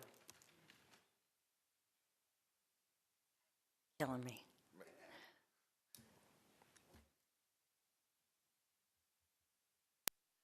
You want to wait and let Commissioner Simmons go first? and Okay, discuss? 18 by, I can live with 18 by 24. So you'd amend your motion to change it to 18 by 24 I You will. would amend your second? Correct. Now it's 18 by 24 is on the table. Commissioner Simmons. All right, definitely heard about this situation way back in the hot summer of July. And I really enjoyed knocking on the many doors that I knocked on and finding all these different streets that I had no idea existed. And I often found myself getting lost because I would park somewhere, knock on some doors, and find myself in a street I never knew existed. And I was wondering, how do people even know this street is back here, right? And so when I heard about this situation, I have to say my first instinct, and after reviewing everything, anytime I hear anything that's all or nothing, I can't get with that. I can't get with an all or nothing unless it gets to a point where there are no other options on the table. And so I'm happy that we had this discussion and talk about this because I too had a bit of an issue with there only being interior signs on some of these roads, especially when you get further and further in certain parts of the city. So if there is maybe that one out there, I'm okay with that. The 24 by 24 size does give me a little bit of pause, so I am happy with the 18 by 24. That was actually something that when I looked into this, I thought that was a nice size. I understand that we pull a lot of different information from other cities, and I don't want to say I don't care about other cities because I love all cities in Broward County and Florida, but I am much more concerned with what we can do here as Coral Springs. And so I am okay with the 18 by 24. I would love for it to be at least just one sign on the arterial streets, yeah, I'd be happy with that. What I would hope, what I would ask for my colleagues is that we make a decision tonight and move this forward and be done with it. For the pilot program. For the pilot program, yes. So some of the things I'm concerned with this. We go ahead, especially if we leave it on some of our main roads and allow that one. My concern is businesses that come into the city, they're gonna go ahead, they're gonna see that one sign and they're gonna think it's a free-for-all. And honestly, over the past few months, I've gone around, I've taken photos of some of the signs, and at one point over the summer, I know there was at least 8 different real estate signs on an intersection by my house on Coral Ridge and Royal Palm Boulevard. Within a week, there was, I think, 8 $40 tow signs on that same intersection. I don't think our residents move to Coral Springs for that type of atmosphere. So that's, I'm okay with talking about the pilot program. I'm not in favor of putting them on the main road. If we want to do them inside the neighborhoods, I'd be more open to discuss that. But putting it out on the main roads for me it's not the reason why I live in Coral Springs. So I just want to, and it's not just realtors, and I know the realtors are the only ones out here discussing this. The other business owners are not, and there's a reason for that. It doesn't bother them as much, and this is something we've discussed. I mean, I was first made aware of this in the summer of 2015. We've discussed this as a commission for quite a while now through workshops and different things. We've had a couple meetings on this and deferred this out. So that's kind of my thing. Understanding that the difference between putting these in the residential neighborhoods and just putting them in front of somebody's house on the right-of-way versus putting them on somebody's property, we've all dealt with during election time, currently. You're not allowed to put them in the right-of-way, right? So we've always put them back. It's just a few feet further back. That's something that I think is a better way to do it. And I know a lot of the realtors, especially the Realtors Association, I talked to Bonnie at length earlier today, and I appreciate you giving me some input on this. The concern for me is if we go ahead and we allow some realtors to do it, there are realtors that maybe aren't as ethical, and I don't want to take a shot at realtors, right? But in every profession, no matter what it is that you do for a living, even if it's something like realtors where a lot of the ones that I know are very professional stuff, and my mom was a realtor. Some aren't so professional, some are just going to go out there and kind of wing it. And sometimes realtors go ahead and they hire people to put those signs out for them. They're not out there doing it themselves and going out and putting them in front of people's properties and things. Some of my other concerns with the pilot program would be, doing it Thursdays, Saturdays, and Sundays from 10 a.m. to 6 p.m. Code enforcement is busy. We have a lot of other issues, and it's a complaint that we've been getting as a community of the look of our city, and code enforcement, really, I mean, Jackie's over there, they don't have the resources to enforce this. And that's a large concern of mine, is we're gonna put more on staff to go ahead and do. I mean, 131 signs a week, we might as well just pay 2 employees to drive around the city looking for signs. That's a concern for me. And when we start talking about, what we want the city to look at, and and Josh, you've been to a majority of our meetings over the past few years, and you've been part of these conversations as well. The look of this city is something that we're trying to improve. And it's not a real estate sign. Enjoy, those signs are beautiful, and I love what you do with them, honestly. But it's some of those other signs that go up that I think really detract from the community that we all live in and we love. So that's a concern of mine. Putting those signs just a few feet further back. So instead of it being 5 feet from the road, maybe it's 8 feet from the road or wherever the property line starts. I have had numerous occasions where people have put open house signs in front of my house. I don't think that's fair. I think, as someone who does marketing and stuff, I think it's a great opportunity to go ahead and knock on someone's door and say, hey, here's a bottle of apple juice, right, with the tag on that a lot of realtors give out. And to go ahead and ask for permission with that. And with that, I would hope that if you guys go forward with the pilot program, that we would ask for written permission. So this way, it's not the realtors. And Commissioner Carter, I know you've been a very successful realtor in this community for a few years. And I have a feeling that with as busy as you are, you're probably not putting out all those signs. So by adding it to be a written permission type thing, I have a feeling that, maybe we could provide a form and say, okay, these are the hours it's allowed to be up. But this way, the people that are paid to go out there and put the signs up aren't going ahead and violating that policy and just throwing them up there and cutting corners and not asking for permission. So that's something that's kind of important for me with that. But, and when we talk about, it being a business, it is a business. And my parents have had a successful business in the community for many years, and thank God it put, me and my siblings through college. But we can't just put signs up for that business and other people's property or throughout the community. So I want to treat every business fairly, but that's a concern for me.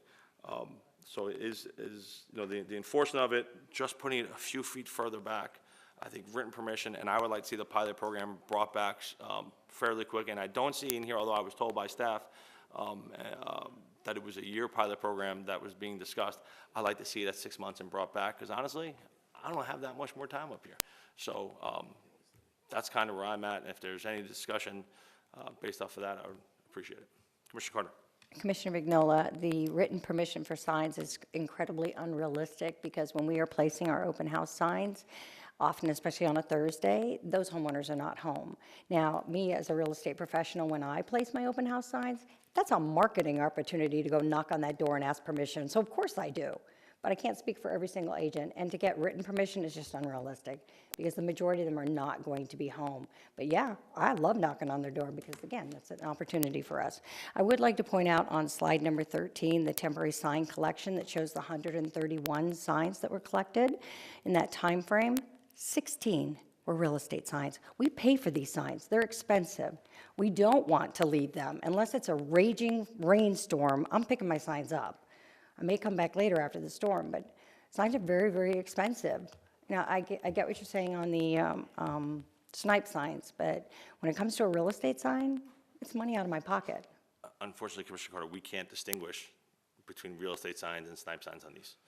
Where our hands are tied, we can't discriminate based off of content. And that's what I'm saying. It's not the realtors. I don't think this is something that we're looking at going directly towards realtors. This is across the board on what we are or not going to allow. By allowing realtors to go ahead and put them up on the arterials, you're going to see other businesses go ahead and do it. And I think we're going to find ourselves in the same situation where staff is going out and collecting signs. Basically, we're going to hire people to just do that for a living instead of going out there and doing some other business that I think the residents want done. So that's my concern with that. And with the owners not being home, I mean, with the pilot program, requires permission of a budding private property owner. So if we're going to go ahead and require the permission to be had, what's a signature? And that really covers the realtor to go ahead and do that. But if we're just going to go ahead and put them out in front of people's homes and not look at getting permission, then I'm definitely out. So if we're talking about snipe signs, right? They typically go on light poles and places like that. You're not going to see them on residential roads. Correct, but they could go anywhere. Commissioner Simmons. Well, I would say that we do have a very active code compliance department, especially going through an election. I would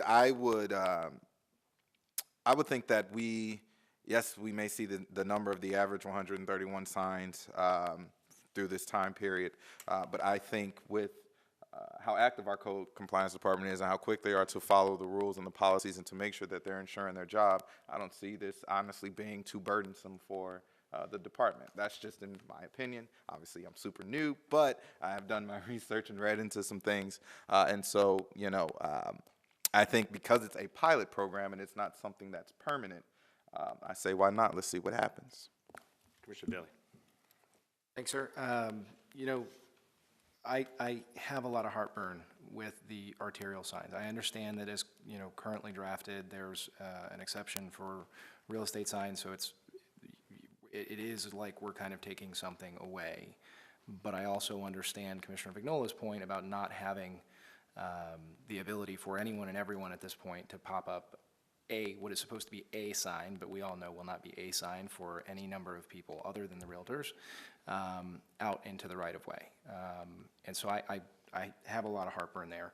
My overall perspective on this, when it comes to the fact that it's a pilot program, right? So what I would ask is, I think right now as drafted, it's a year pilot program. I would certainly ask that staff come back within 6 months to at least give an update where we are on it, and what the impact has been.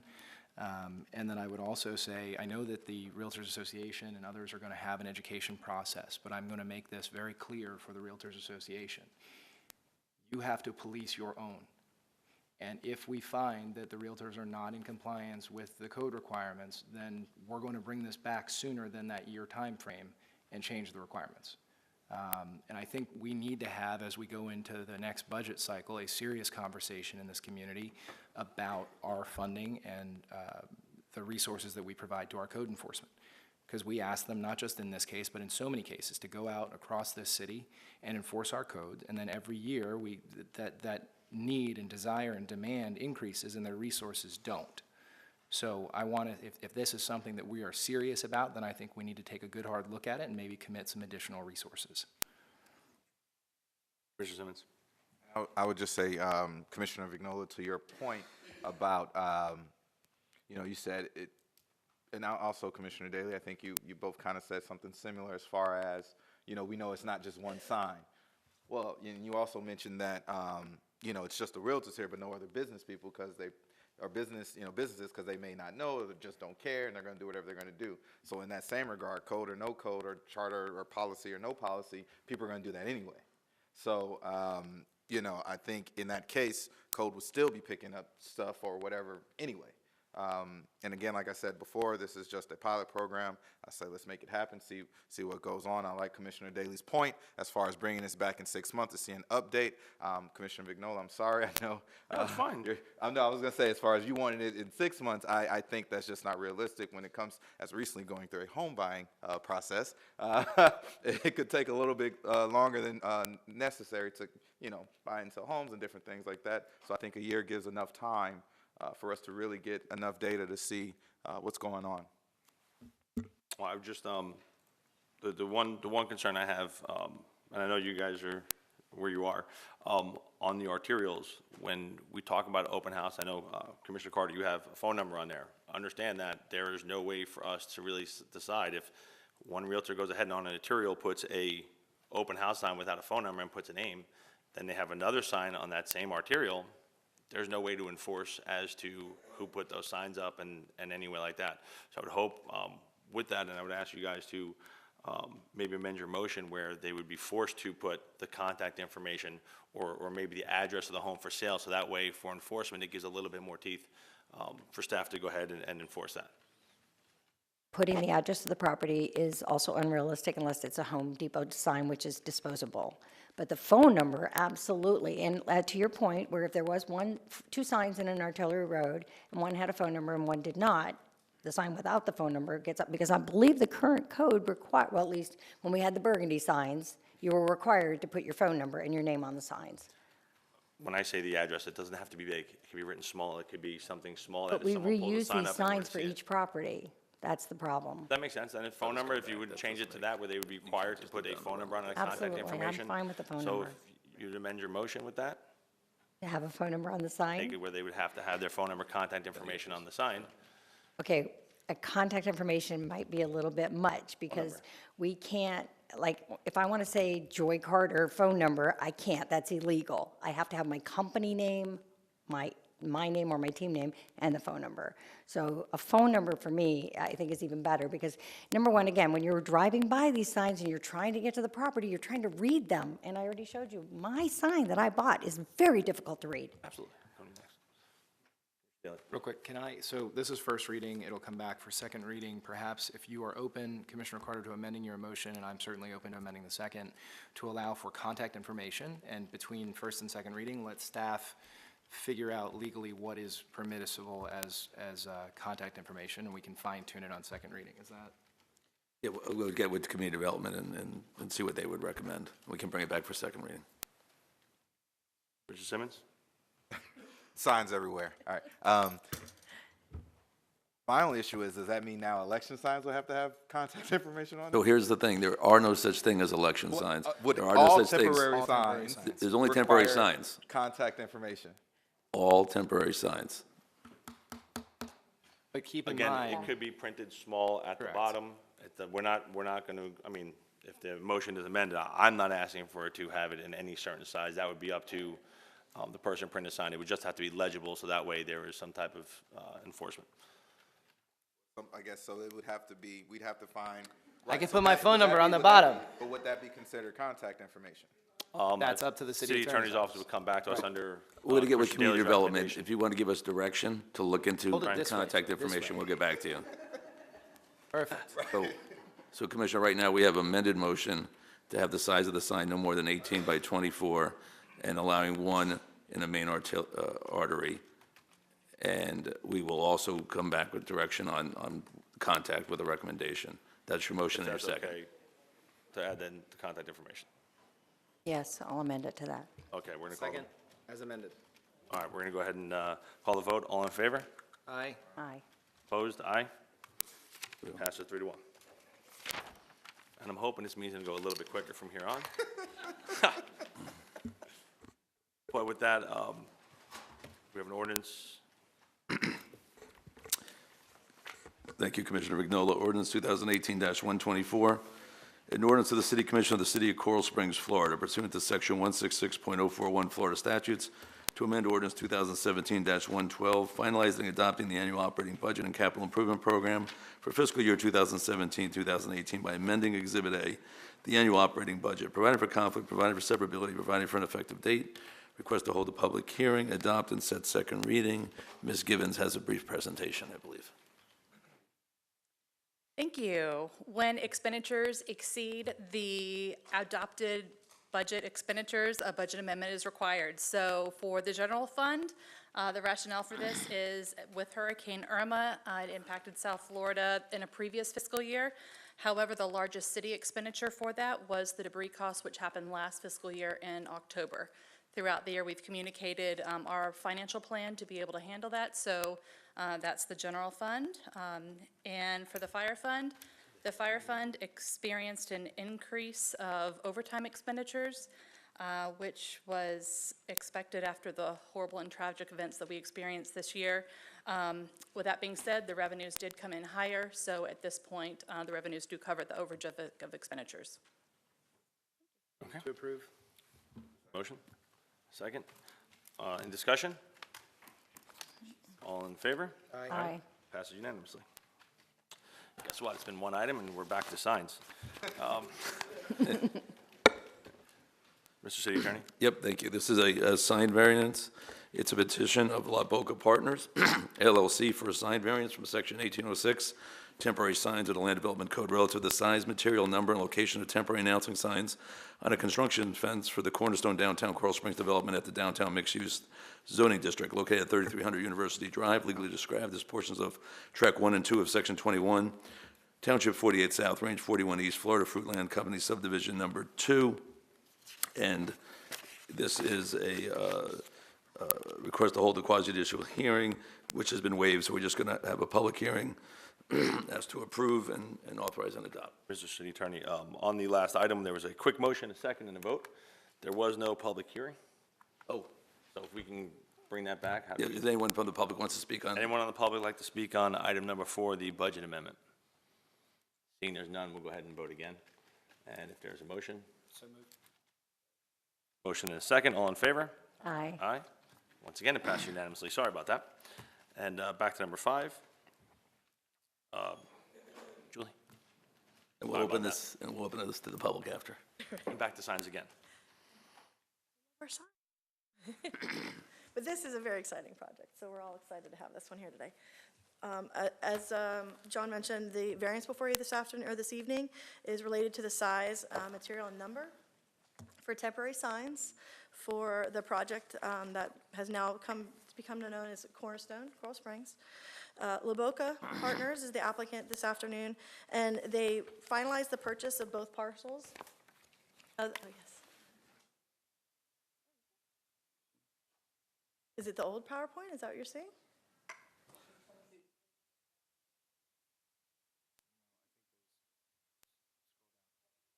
I think we're further down. Scroll down. Applicant has a PowerPoint as well, so maybe you're seeing theirs. Are you seeing That's these what's up on our pictures? screens, Slide correct? 40. Oh, yeah. I'm at 26. If you have up these pictures, there, I can still speak to that as well. The applicant finalized the purchase of both parcels of the property earlier this year, and they've been working with city staff right along. They actually submitted for site plan review, the Development Review Committee. We're under review right now for preliminary site plan of the first major mixed-use project within the downtown, utilizing the new DTMU zoning. So, like I said, it's a very exciting project. We're glad to see it moving forward. The temporary signs, which you may either have this, or you might have the individual pictures, such as this in front of you. It's a way for them to advertise the project, really get community excitement going on about the project, while still letting people know some of the aspects of what's going to be coming. Especially along Sample and University. Sample alone, you're looking at 40,000 cars a day, so it's definitely some great advertising for this project. We haven't seen a request such as this really for projects in Coral Springs, but go to any of the major downtowns you see in Broward County, you're going to see temporary signs like this along the construction fencing. There's 5 different designs. I have a sample of 3 of them here. Staff is recommending approval. We are recommending the condition that they just be installed along Sample and University. That's particularly because there are still some tenants that are in the building right now. So in the interest of public safety and not cordoning off the whole thing to still let police be able to see inside, and the applicant was willing to go along with those conditions as well. And that the sign variance not run with the land, which is a typical condition we include on sign variances such as this. As I said, we're recommending approval. I'll go ahead and let the applicant come up as well, because they have the fun pictures. I just have the signage pictures, but I know they want to show you a little bit about the project as well. Let me switch. Good evening, Commissioners. Commissioner Simmons, welcome to the Commission. Scott Backman, representing the applicant. Been involved in this project for a little over a year now, obviously very exciting. I was involved in some former iterations of trying to assemble the 2 different ownership interests on the property. Unfortunately, those opportunities fell by the wayside, and my client now was actually able to get that done just next door on the Financial Plaza Can you property. go ahead and state the address? Could be Yeah, a I'm business address for the sorry, record. yeah, 14 Southeast 4th Street. My offices are in Boca Raton. Thank you. Julie basically said everything that we're here asking for. I think really the primary motivation for this being really the first major development project proposed under the new zoning regulations in the downtown, and really at the hard corner of the major intersection in the downtown, is to generate a little bit of excitement. But more importantly, it's a very large, very expensive mixed-use development project. We've been meeting with your city manager, your city staff, talking about the various opportunities that we are pursuing, and trying to bring a variety of different tenants, retailers, restaurants, et cetera, into this particular piece of property. And in order to do that, you need to generate that buzz. You really need to create that excitement so that these retailers understand what's really coming here. And so the presentation, hopefully you have in front of you what's on the screen now. Yeah. Julie went through all this, so I'm not going to. Just a couple of slides. I wanted to just show you some of the renderings for the project itself. This is the site plan. Julie mentioned it has been submitted. We have a preliminary DRC meeting. I believe it's next Thursday to start really vetting our way through the comments, and hopefully, sometime in the late first quarter, early second quarter of next year, we'll be able to get through the balance of that process. We have some other applications that are already in at the county as well to plat the property. So this is really just a ground floor site plan that you see here. The commercial component is on the north side adjacent to Sample and a little bit along a main spine road that you see running down the middle of the property, as well as to the south of that, and then there's a residential component. Obviously, there's been some press on this property. There's been social media on the project, so I think a lot of you have probably seen, some buzz about this project already. So really just to share with you some of the exciting renderings and elevations that the architects have come up with. These are just, excuse me, these are just 2D elevations from the various sides, and then this is really the exciting stuff that the architect's been coming up with from various locations, and you can see here that's the hard corner at Sample and University. There's, obviously we're proposing a grocer as part of the project, some other uses, all of which are still yet to be named or determined, but again, a big part of the reason for the request before you this evening. Flip through the rest of these, and then happy to answer any questions that the commission may have with regard to our request. Thank you. Good question for him? Go ahead. Hi, Scott. Good evening.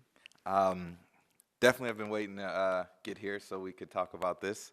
I don't know, but I definitely have some questions about the language of like the signs that will be put up. I love the sign idea. I think that's great. It does generate excitement. That's what it's supposed to do. You see it different places throughout the state, different counties, and it does generate that buzz. You see it when you drive by. You can't wait for it to come. Maybe you even put the opening of it in your calendar. I like that idea. I would love to talk about some of the language that's going to be used on the sign. Sure. So I don't know how is that goes, or I didn't talk about right now, like what? Okay, so, all right. The variance is based on what the signs, the location. Right, I'm as okay well as with the content. Right. But you can obviously have that conversation. Sure, happy to discuss it. To be honest with you, just to give some brief background, the original submittal that we made to the city actually was probably a little bit more extensive and maybe overwhelming. We worked with staff to tone everything down a little bit and ultimately arrive at what you see here, but happy to have the conversation, sure. Right, well, just honestly, it's really just kind of one thing, but it's really the sign that says the essence of sophisticated urban living in hometown suburbia. I think it's a beautiful language. I worry about what message it sends to everybody in Coral Springs. There may be some people that drive by this and feel like this is not for us or for me or for, sure. I think that kind of, and honestly, I know it's not done intentionally. I know it's meant to sound beautiful and exciting. This is all, we had marketing companies come up with this stuff, so Yeah. obviously the intent was. Right, of course. I worry about how that looks for everybody in the city. As far as driving by and seeing that, and you see essence of sophisticated urban living. Well, just the word sophistication kind of gives this connotation of more wealthier, more, able people to enjoy these shops. But if I'm someone that maybe works 2 or 3 jobs and I'm fighting for different bills and stuff like that, maybe this is not my place to be. And I want to make sure that because I support the project, I think it's amazing. I think it will revitalize the city in a number of ways. But I want to make sure that people know that this is for them, everybody in the city. So, I You're asking maybe to take a look at that specific term. Yeah, I know it may be a small thing, but to me, I just think that could turn into something a lot larger. So And Commissioner, it makes a lot of sense, and we have no problem taking a look at it. I think as your city attorney just mentioned, ideally, the approval for the sign variance is here today. I will make the commitment. I will get with my client, the marketing company that came up with the term for this particular sign, work with your staff, and come up with something that gets the same general idea across with regard to the residential component of the project, but it's just maybe a little bit different language. I have absolutely no problem with that. And I'm fine with. I'm fine with the actual variance itself. That was just something that kind of was like just a bit of a concern for me. So thank you, Scott. Thank you. Anybody have any questions? It's there.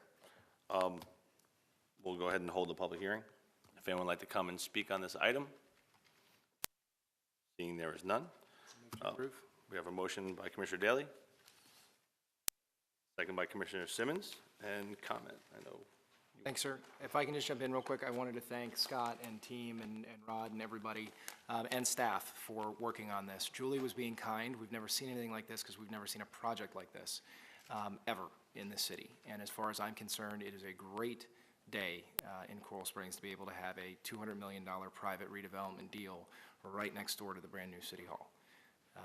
This is a big thing, probably one of the biggest things maybe ever in this city. So this just as the signage that you see has been a long process, and I appreciate the time and effort and the negotiating on both sides to put something out there that's really going to pop and show people what is coming and how big of an impact it's really going to be, and I think it's wonderful. So thank you, Julie, and everybody, and Mike, and City Attorney's Office, really wonderful, looking forward to it. And if you need help, Scott, I'm offering to help go knock down that building whenever you're ready. I'm available tomorrow, so let me know. Any comments from the other members of the commission? Like Commissioner Daley said, I'm excited this is coming. Speaking of knocking down, I would ask that we would work with both our police and fire departments and being able to use that facility for potential training the current building before it is demolished. We've actually already had that conversation. I don't think that's going to be an issue. And my client, we shared in the city manager's office. My client's going to do what's called tripping the building. It's not an implosion, but you basically clear out the building, pull the legs out from under it, and it basically has the effect of an implosion. So I'm sure it will probably be an event that will be well advertised that a lot of people in the city will want to attend. Awesome. Thank you very much. Yeah, with that, we have a motion. We have a second. All in favor? Aye. Aye. Opposed? Nope. Passed unanimously. Consent. Would anybody like to pull anything on consent? Back to this. I don't think I did. Before you guys make a motion to approve it, I would like to pull number 7 and number 14. And want to move the balance? Move the balance. Motion by Commissioner Daley. Any seconds? Second. Second by Commissioner Carter. All in favor? Aye. Aye. Passed unanimously. Item 7 I want to pull out and have a discussion on. This is something that the MPO has worked on for quite a while. The concern for me is we would be passing resolution supporting the Sawgrass Expressway widening project. One of the discussions I've had, and I was on the phone earlier today with Gregory Stewart, the executive director of the MPO, is if we're going to go ahead and widen the Sawgrass Expressway and put in express lanes, we are the largest city along the Sawgrass Expressway. I want to make sure if we go ahead and were to approve this, so I would ask one of you guys to make a motion to approve this with adding the addition of making entrances and exits for those express lanes by Atlantic Boulevard and University Drive. The MPO is not opposed to that, and it was discussed that maybe that would be a recommendation to us to go ahead and do that to make sure that that's what it is. I hate to see us go ahead and have express lanes going on the Sawgrass Expressway and not allow our residents to be able to take advantage of those lanes, considering the majority of the people that travel on the Sawgrass Expressway that live here locally would be our residents. Move to approve as amended. There's a motion. Second. Second, Sorry. any discussion? Question. Commissioner Simmons. Now, since I'm super new, right? Express lanes, right? They cost money, right? Then you take like goes through SunPass or something like that. Is there any way if we are the largest city along the Sawgrass and we may have a lot of people coming off and coming into our city, is there any way we get any funds from that, or that not possible? I know it's all state controlled and whatnot, but just wondering. No local funding option for that. Just asking. We can ask them, but yeah. I don't mind asking.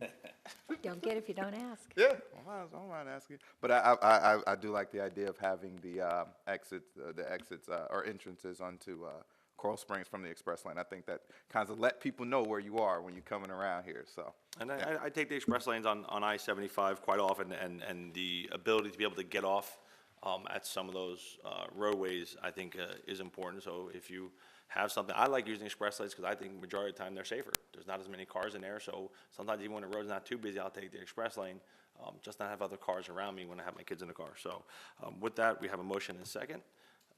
All in favor? Aye. Aye.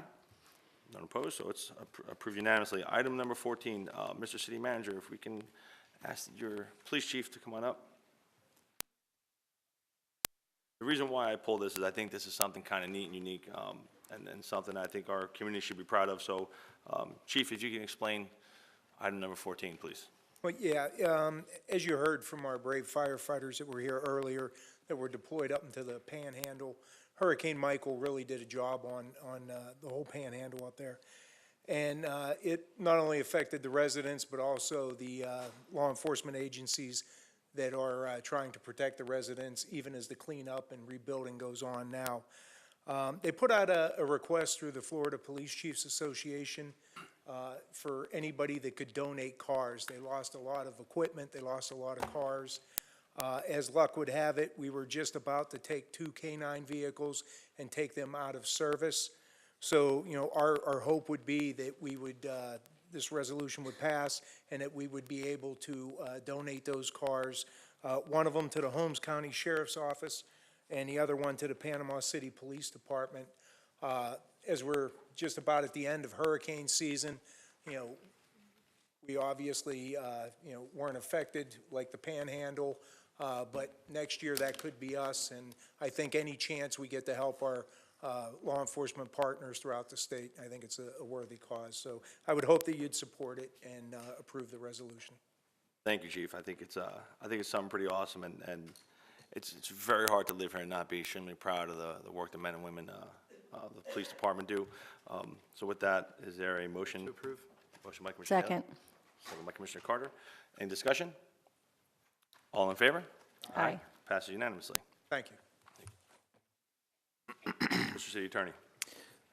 Thank you, Commissioner. This is ordinance 2018-110. It's an ordinance of the City Commission of the City of Coral Springs, Florida, amending Section 2-111 of the Code of the City of Coral Springs to provide for creation of a stormwater collection program assessment, creating Chapter 26 of the Code of the City of Coral Springs, establishing a stormwater collection program, and authorizing the use of non-ad valorem assessments for the collection of revenue related to the stormwater collection program.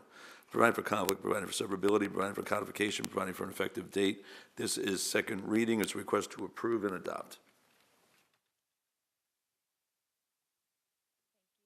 This has been a joint initiative between Budget and the Public Works Departments over the past 3 years.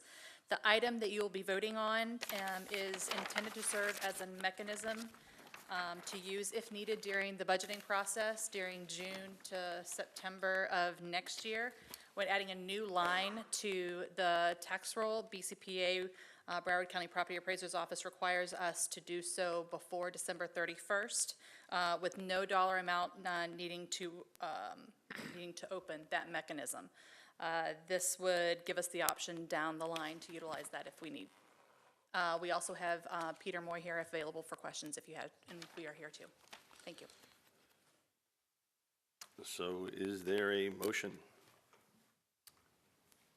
Move to approve. Very second. Seconded for discussion. Second. There we go. Discussion. Mr. Carter. I agree with Sharon. Michelle? Michelle, sorry, look like a Sharon. I agree with Michelle. I think we need to wait to see how this penny tax is going to play out before we move forward with this. Commissioner Daly? Thank you, Commissioner, and you know, look, and as I mentioned earlier, Michelle and I had a good conversation about this issue, and we left the table with at least what I consider to be an understanding of what's going on here, and it's the same understanding that I mentioned at the last meeting at the first reading. This is merely setting up the mechanism. What I would recommend, and although we're not setting it tonight, I think we could set it tonight. Well, it was originally in there to be set at a certain amount, but that's been withdrawn now, so you couldn't set it tonight because there's been no notice of it. We had the ability, and it was, based on the comments, I think it was decided, let's don't set it, let's just have the mechanism in place for that discussion later. Correct. So here's my take on this. This, to me, is a changing of the mechanism. for how these funds are drawn up currently versus how they could be drawn up. And my understanding is this new mechanism is more equitable and just kind of a better way to do it. So I understand many of the concerns that were raised at our last meeting. I understand that nobody's looking to make a cash grab here. That's why I made the recommendation, at least at the time. And although it wouldn't be set in stone tonight, I would hope that this is a recorded public meeting and we would keep it in mind during budget season. I would hope that at least for this first year, or maybe first couple years, that fee is zero until we can determine what the impact is of the penny surtax and how much can actually be used, because keep in mind, we don't actually know. If you remember Rich's comments at the last meeting, we don't actually know what projects will and will not qualify today. So it could be, you know, I'm sure there are a number that would, but I don't know that number, and I'm apprehensive to hold off if we can just put the mechanism in place, agree that until we understand the full impact, the amount would be zero. And actually, the last meeting, I recommended taking it a step further and saying, hey, any amount, let's say we set it after the first year, let's say we set it at X amount, we would back out X amount from the current budget, or I guess that year's current budget, so you're not doubling up. You're not double dipping. This is not a cash grab. We're not taking, I know John Biggie mentioned, you know, taking the lottery dollars and spending it on other stuff and in the budget. I'm not interested in doing any of that, and to solve that problem, back out that amount of money when you do finally set a fee. But I think if this is a more equitable way to go about it, I'm in favor of staff's recommendation to set up the mechanism and set the fee at a different date. Mr. Simmons? All right, so, I mean, that was my understanding. That's why I wanted to discuss. I want to make sure that there is no dollar or anything amount being assigned. No one's going to get a tax bill or something and see that there's an additional fee coming on to, like, on their tax bill, right? Like, it's just saying that if we move forward, this is the mechanism that we are using. But this will allow us time to kind of see what's going on with the county with the passing of the penny sales tax and kind of, you know, be able to see what's going on with that. And so if at that time, when I guess it comes before us to actually set an amount or say, no, we don't want to move forward with this, we have that option, correct? Correct. Okay, all right, thank you. Couple things. One, taking the dollar amount out of the general budget that we put into this at the time that this takes place, if additional funds were to be put there. My concern with that is if this were to go forward, I mean, the reality of it is we're looking to make improvements with our stormwater drainage. It's not keep status quo. So if we were to do this, my guess is it would be enhancements on top of. So to Commissioner Daley's point, maybe we take out what we currently put in towards there, but also our residents would then know what we currently put towards it, and any additional funds would be added to that directly. But my guess is if this were to go forward, this is a concern. You know, one of the reasons why this came about is we had the Business Improvement District, which I think the city handled quite poorly, personally, and there's certain things that need to be done out over there. We talked about other things. We talked about potentially handling some of these issues in a tax increase, right? But we didn't do that. There was the bond issue, and that failed. At some point,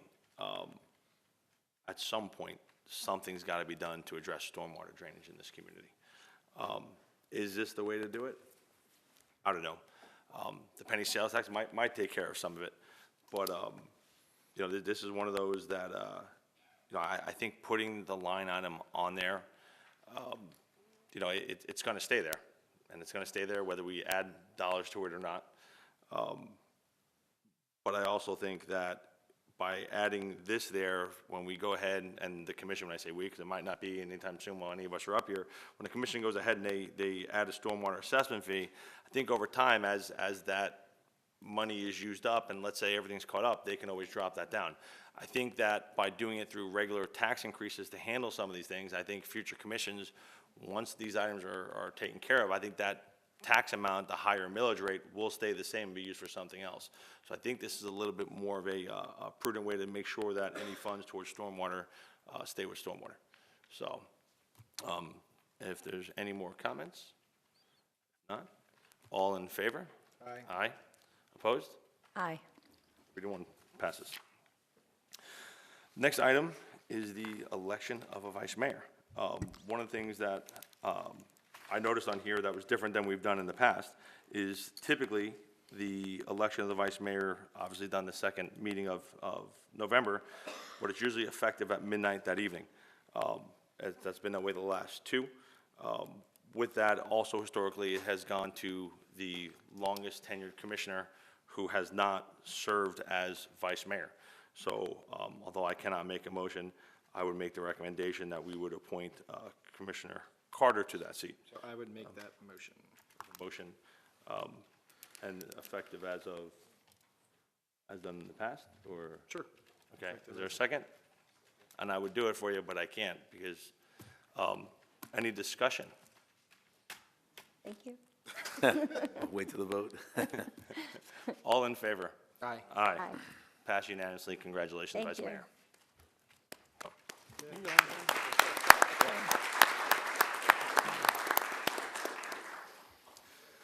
Commissioner Communications, and we will start with ladies first. Commissioner Carter. Thank you.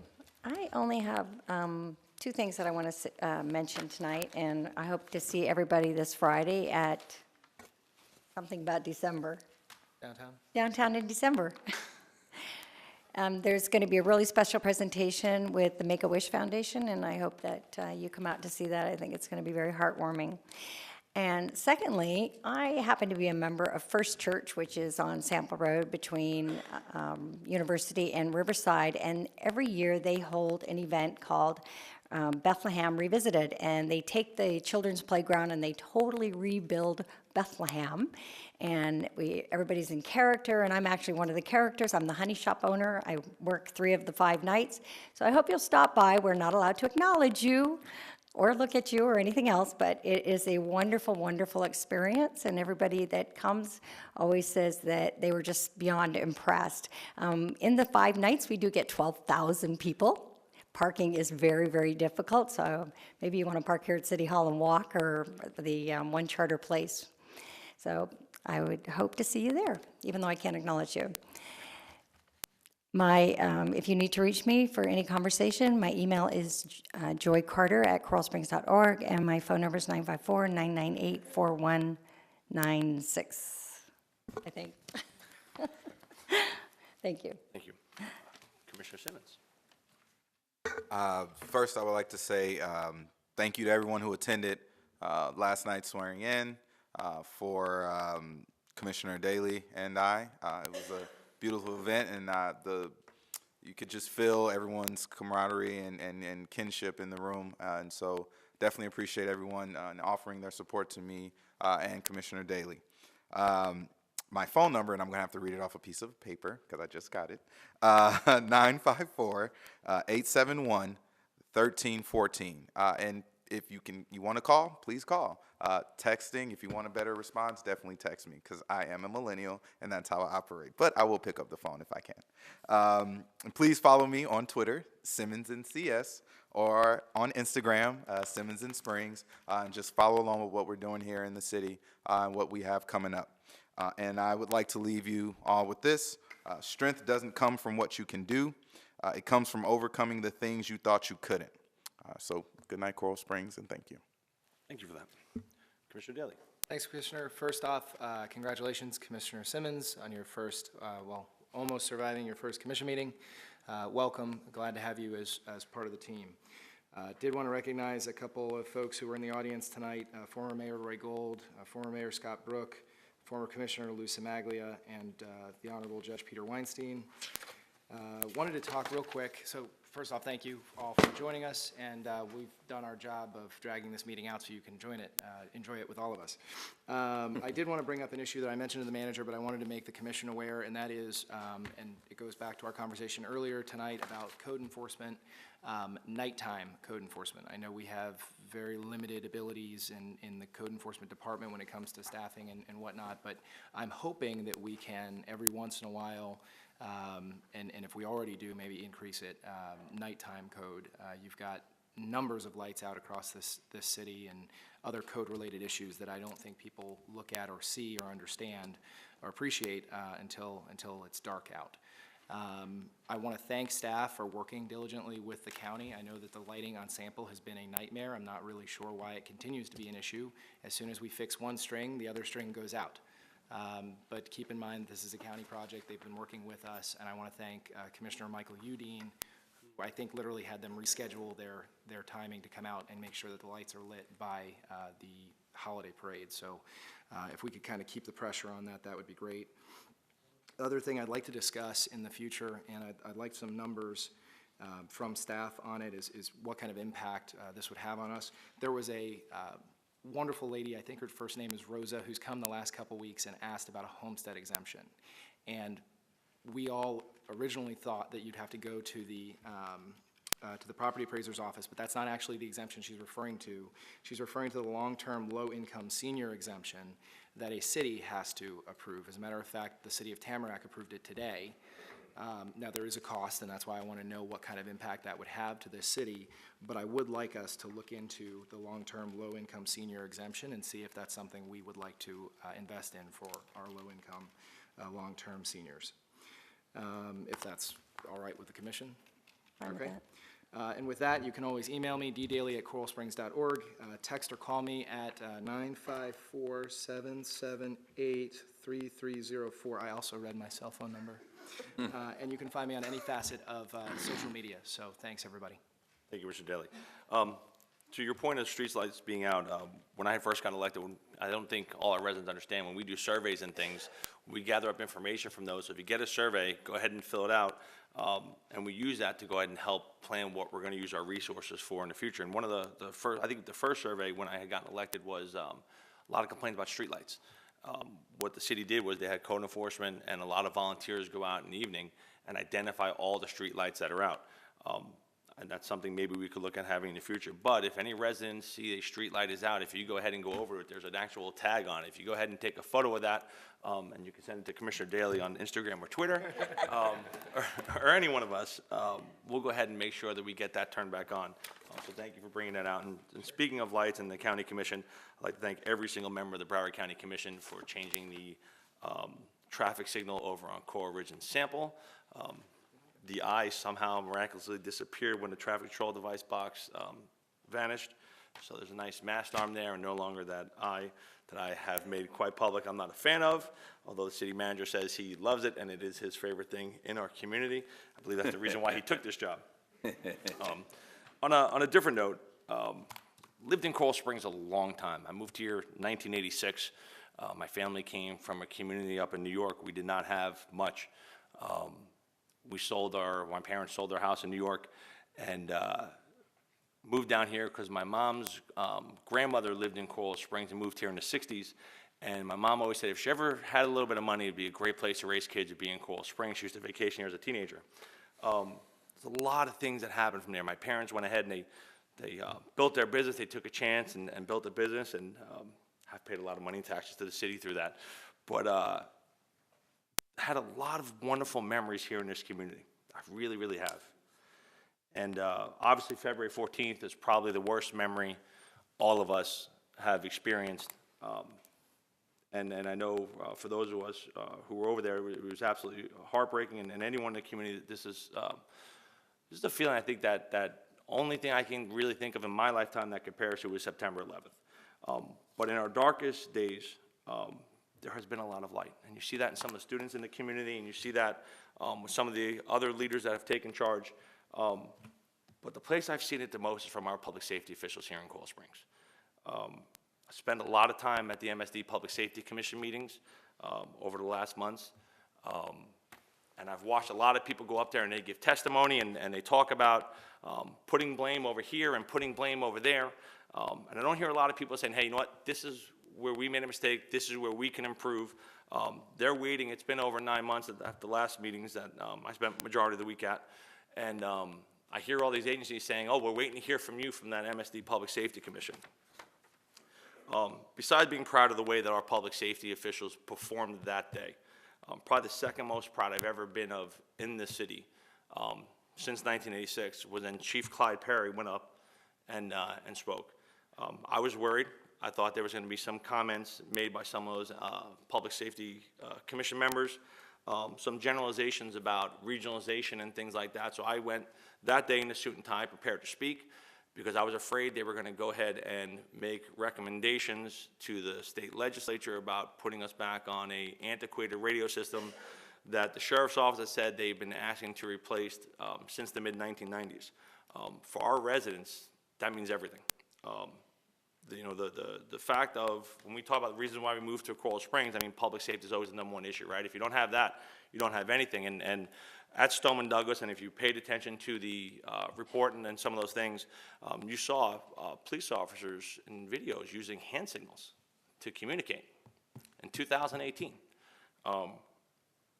There's no excuse for that. Clyde Perry, chief, went up there and spoke eloquently, professionally. He was unbelievably knowledgeable. The commission at one point even thanked him, as other people that came up and they said, oh, well, I didn't see what was presented yesterday. I didn't see what was presented last week or the last meeting. Our chief went up there and said, I went back last night and watched yesterday's stuff to make sure I had it right.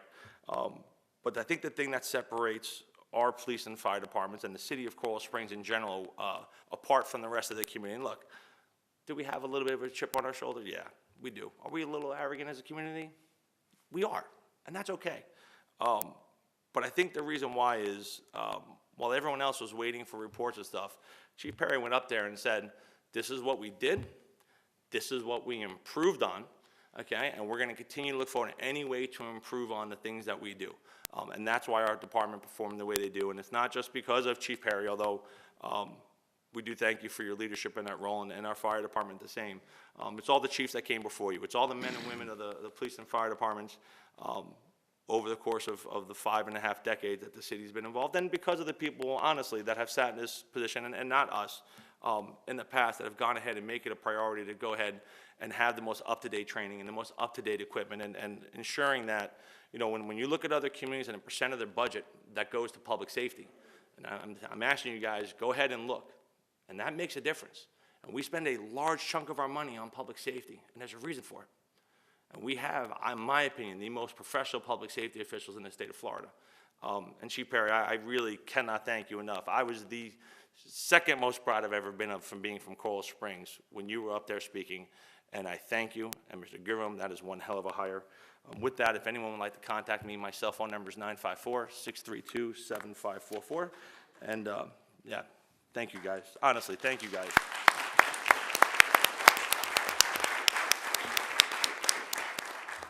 We're going to toss it over to our city manager. No report. Thank you, sir. It's the city attorney. First of all, very eloquent, Mike. Really enjoyed your comments. Commissioner Simmons, welcome. Commissioner Daley, welcome again. This relationship here is something. So let's move on to a conversation that came up during the public hearing. As we are all aware, this commission needs to make some decisions due to the tragic loss of our mayor. October 24th memorandum I sent out to you talked about the fact that we need to set a special election, and we need to decide whether or not you want to appoint an interim mayor. And the November 14th follow-up on the qualified period you have in your packets. Section 3.03 of the charter is very clear that when there's more than 6 months left in an unexpired term, you shall set an election. It can be no less than 90 days. When we spoke about this, we knew this election was coming, and this vacancy actually was not occurring until the November 6th election. So we had to wait until we had our first commission meeting as a new commission, which is today. And so the first issue, you could do this in either order, but the issue that you must do is to have the conversation of when are you going to set this election, no less than 90 days. The clerk has checked. In March 12th, there's 4 or 5 cities that are having an election. So you could do it that day, or you could do it a separate day. It's no less than 90 days. It doesn't have an outlier, but obviously you want to do it in a timely basis. Communication with the supervisor of election has not been great due to their following up on their election. Deborah will continue to try to contact them, but we don't actually have numbers for how much that election is going to be.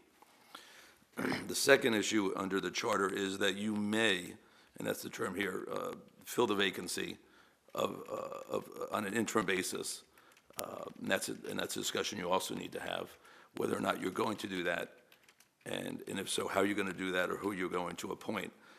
Since it came up today, and I got some phone calls today, and I did see the Sun Sentinel, it says that we are to appoint a mayor today on the headline.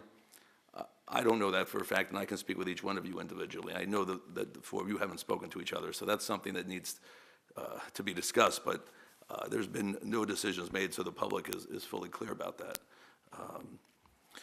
People have spoken about the last time that we did have a vacancy, so if people want to know historically what happened, that was in 2010, and we had two vacancies at the same time, and it was subject to a legal proceeding.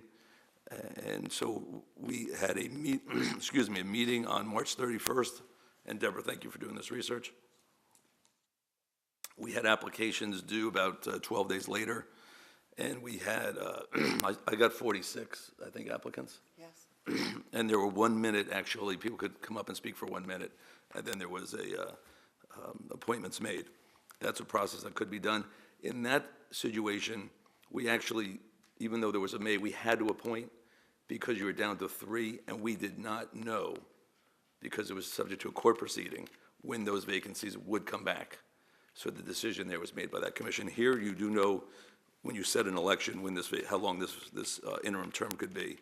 So you can do it in either order. You can discuss when you're going to set the special election, which is a shall, and whether or not you're going to appoint somebody, and if so, how you're going to move forward with that.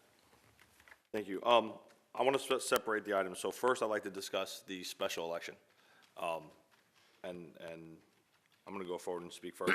The concern for me is we had a legislative workshop the other day, and one of the things that was repeatedly brought up was we need to get up there to help out in certain ways. Specifically mentioned Broward Days, which is of the week of March 12th. That's a concern for me. The other thing that's of concern for me is the National League of Cities, which I serve on a committee for, is also that week in Washington, D.C. But my biggest concern besides all that is, and Mayor Campbell was a big proponent of not having elections when schools were open. Schools were open on that day.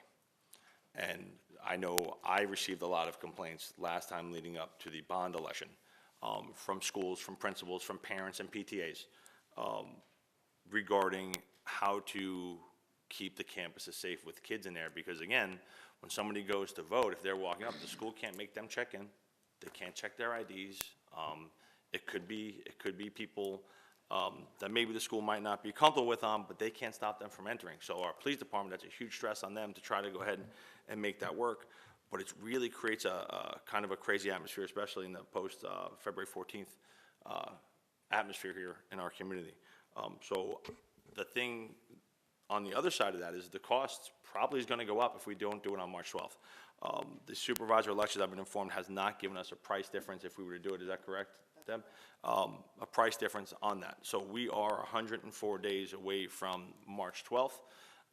We would have time to go ahead and ask once again to see if we can get a cost difference. And I would ask that we would push off that decision until the next commission meeting where nothing would change except for maybe we would have some more information to move forward with that. So with that, I'll open it up to any other commissioners that would like to speak. Can I jump in real quick on Mr. Daly. on the election issue? Thank you, sir. On the election issue, Deborah, who sets the actual polling places for a special? Does that, because I know, I don't think it's all of the, I don't think all of the traditional polling places on your general election day are open for a special. So who sets those? I am responsible for locating all 34 precinct locations. It's my responsibility. The contract is with the city. So the question I have then is it, and maybe it's not, but I'm just asking, is it reasonable to say that we may be able to accommodate not having schools as a polling location?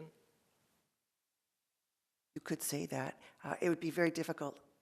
At the last meeting we had, it was very difficult because it was high season and I only lost 3 polling locations. So it is difficult to find a location that's ADA compliant and a lot of other things. I would do my best. But she would have an extra week to go ahead and do so if we were to hold off on this decision on setting the actual date. So she would have an opportunity to go ahead and take a better look and see what would be needed and the cost difference. Could we find that out within a week? Go ahead, yeah. Would a week help you make that decision, I think was what you're saying.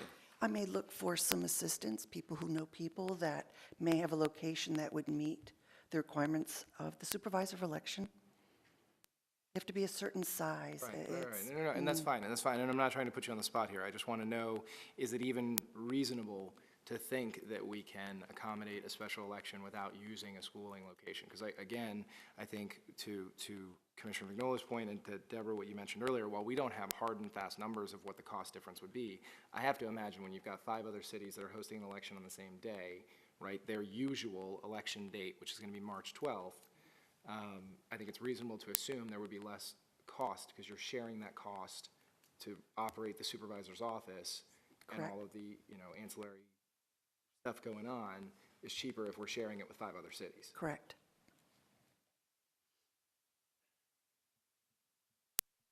We don't have a dollar amount. But we don't have the exact dollar amount, right, yeah. So that's why I would ask if we would go ahead and push this off 1 week to our next commission meeting, and set that as the time that we would go ahead and make a decision like that. But when is it? Our next meeting is next Wednesday. Yeah.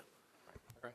And that wouldn't delay, Madam Clerk, that wouldn't delay the March 12th if we decided. There'd be time, I believe, We under, would have sufficient time. yeah, we would have sufficient time to still do March 12th. But it's at 97 days to set it. Yeah. It would not conflict with any of my requirements, meeting state statute or things that the supervisor of election requires. 1 week is fine. Commissioner Simmons? Would you, Deborah, would you still need to have 34 precincts? There are 34 voting precincts, now locations. I do, in City Hall at least, I have 4 different polling locations in this physical building. I guess what I'm asking is if we remove the schools, right, do we still have to come back and have like 34 accessible precincts? And because obviously we remove the schools. For every school we use, I could pull up and tell you how many. For every school we have, I would need to find another location Okay. and pay for it. So would that be an additional cost to how much the election would cost if we took it out of the schools and then had to find other places? So it would be whatever costs we're sharing with the other cities, if we set it for March 12th, we would actually be paying an additional fee for operating, how many, I think we have maybe, is it 10 to 12 schools possibly?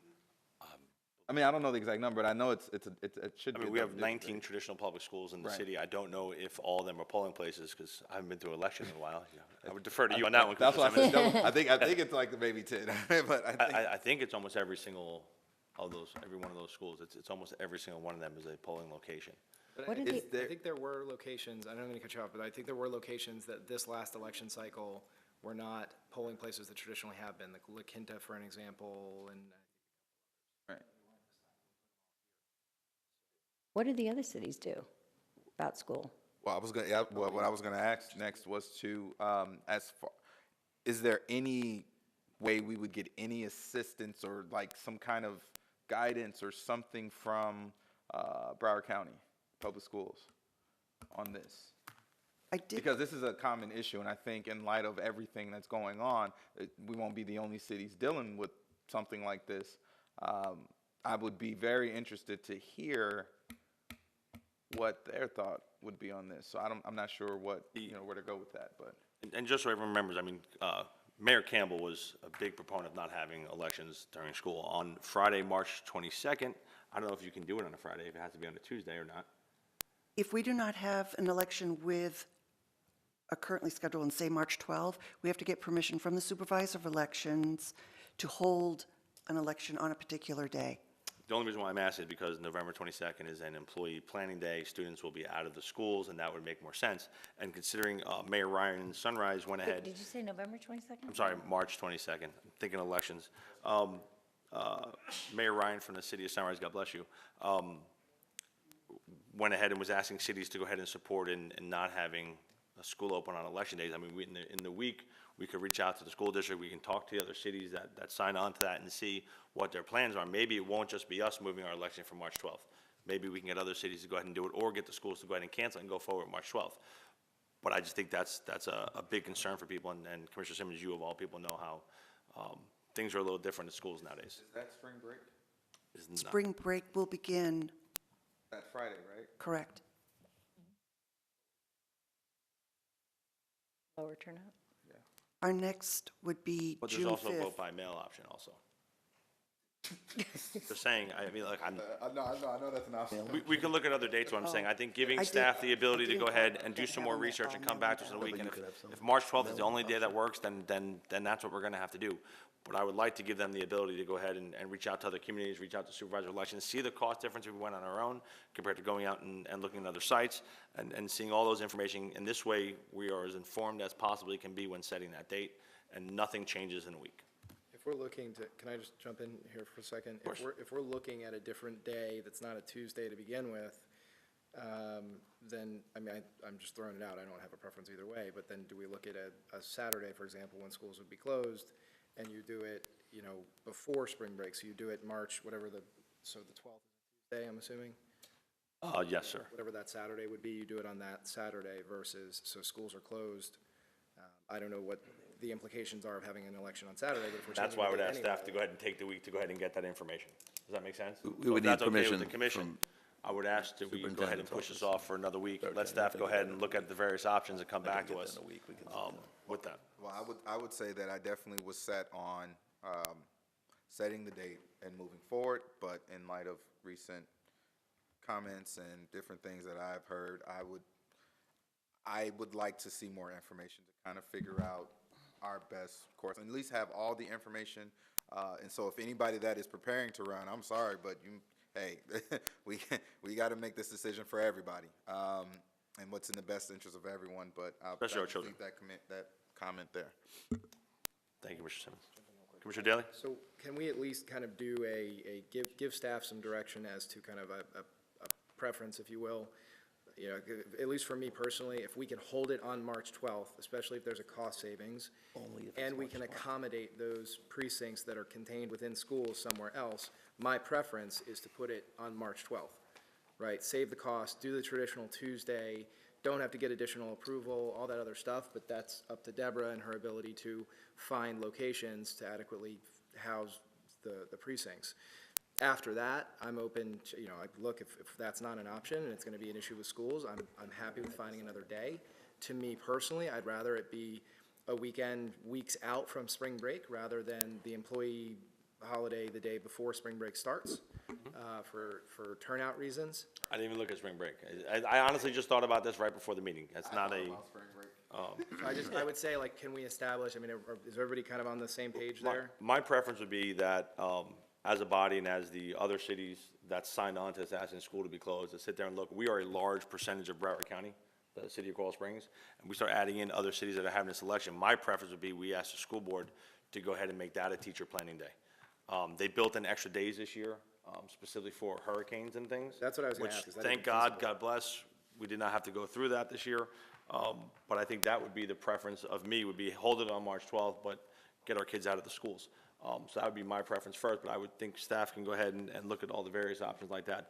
Also keeping in mind that sometimes in some locations, and I'll go to the school where my wife and one of my daughters attend, Eagle Ridge Elementary, where that is a voting location over there. You know, you also want to have polling places within walking distance. Right. Not every resident, you know, Yep. has a vehicle, has a means to get out there to vote, but obviously voting is of the utmost importance. So I think looking at, my best preference would be to have it at the schools on March 12th without the children in the schools.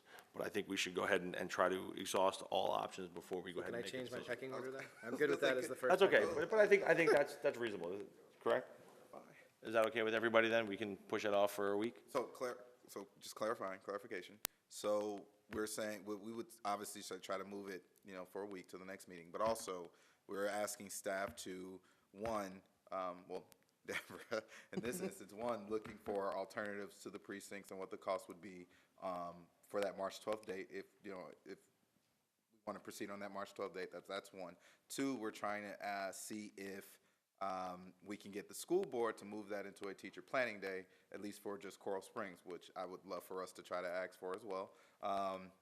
And then the third one is to see that weekend.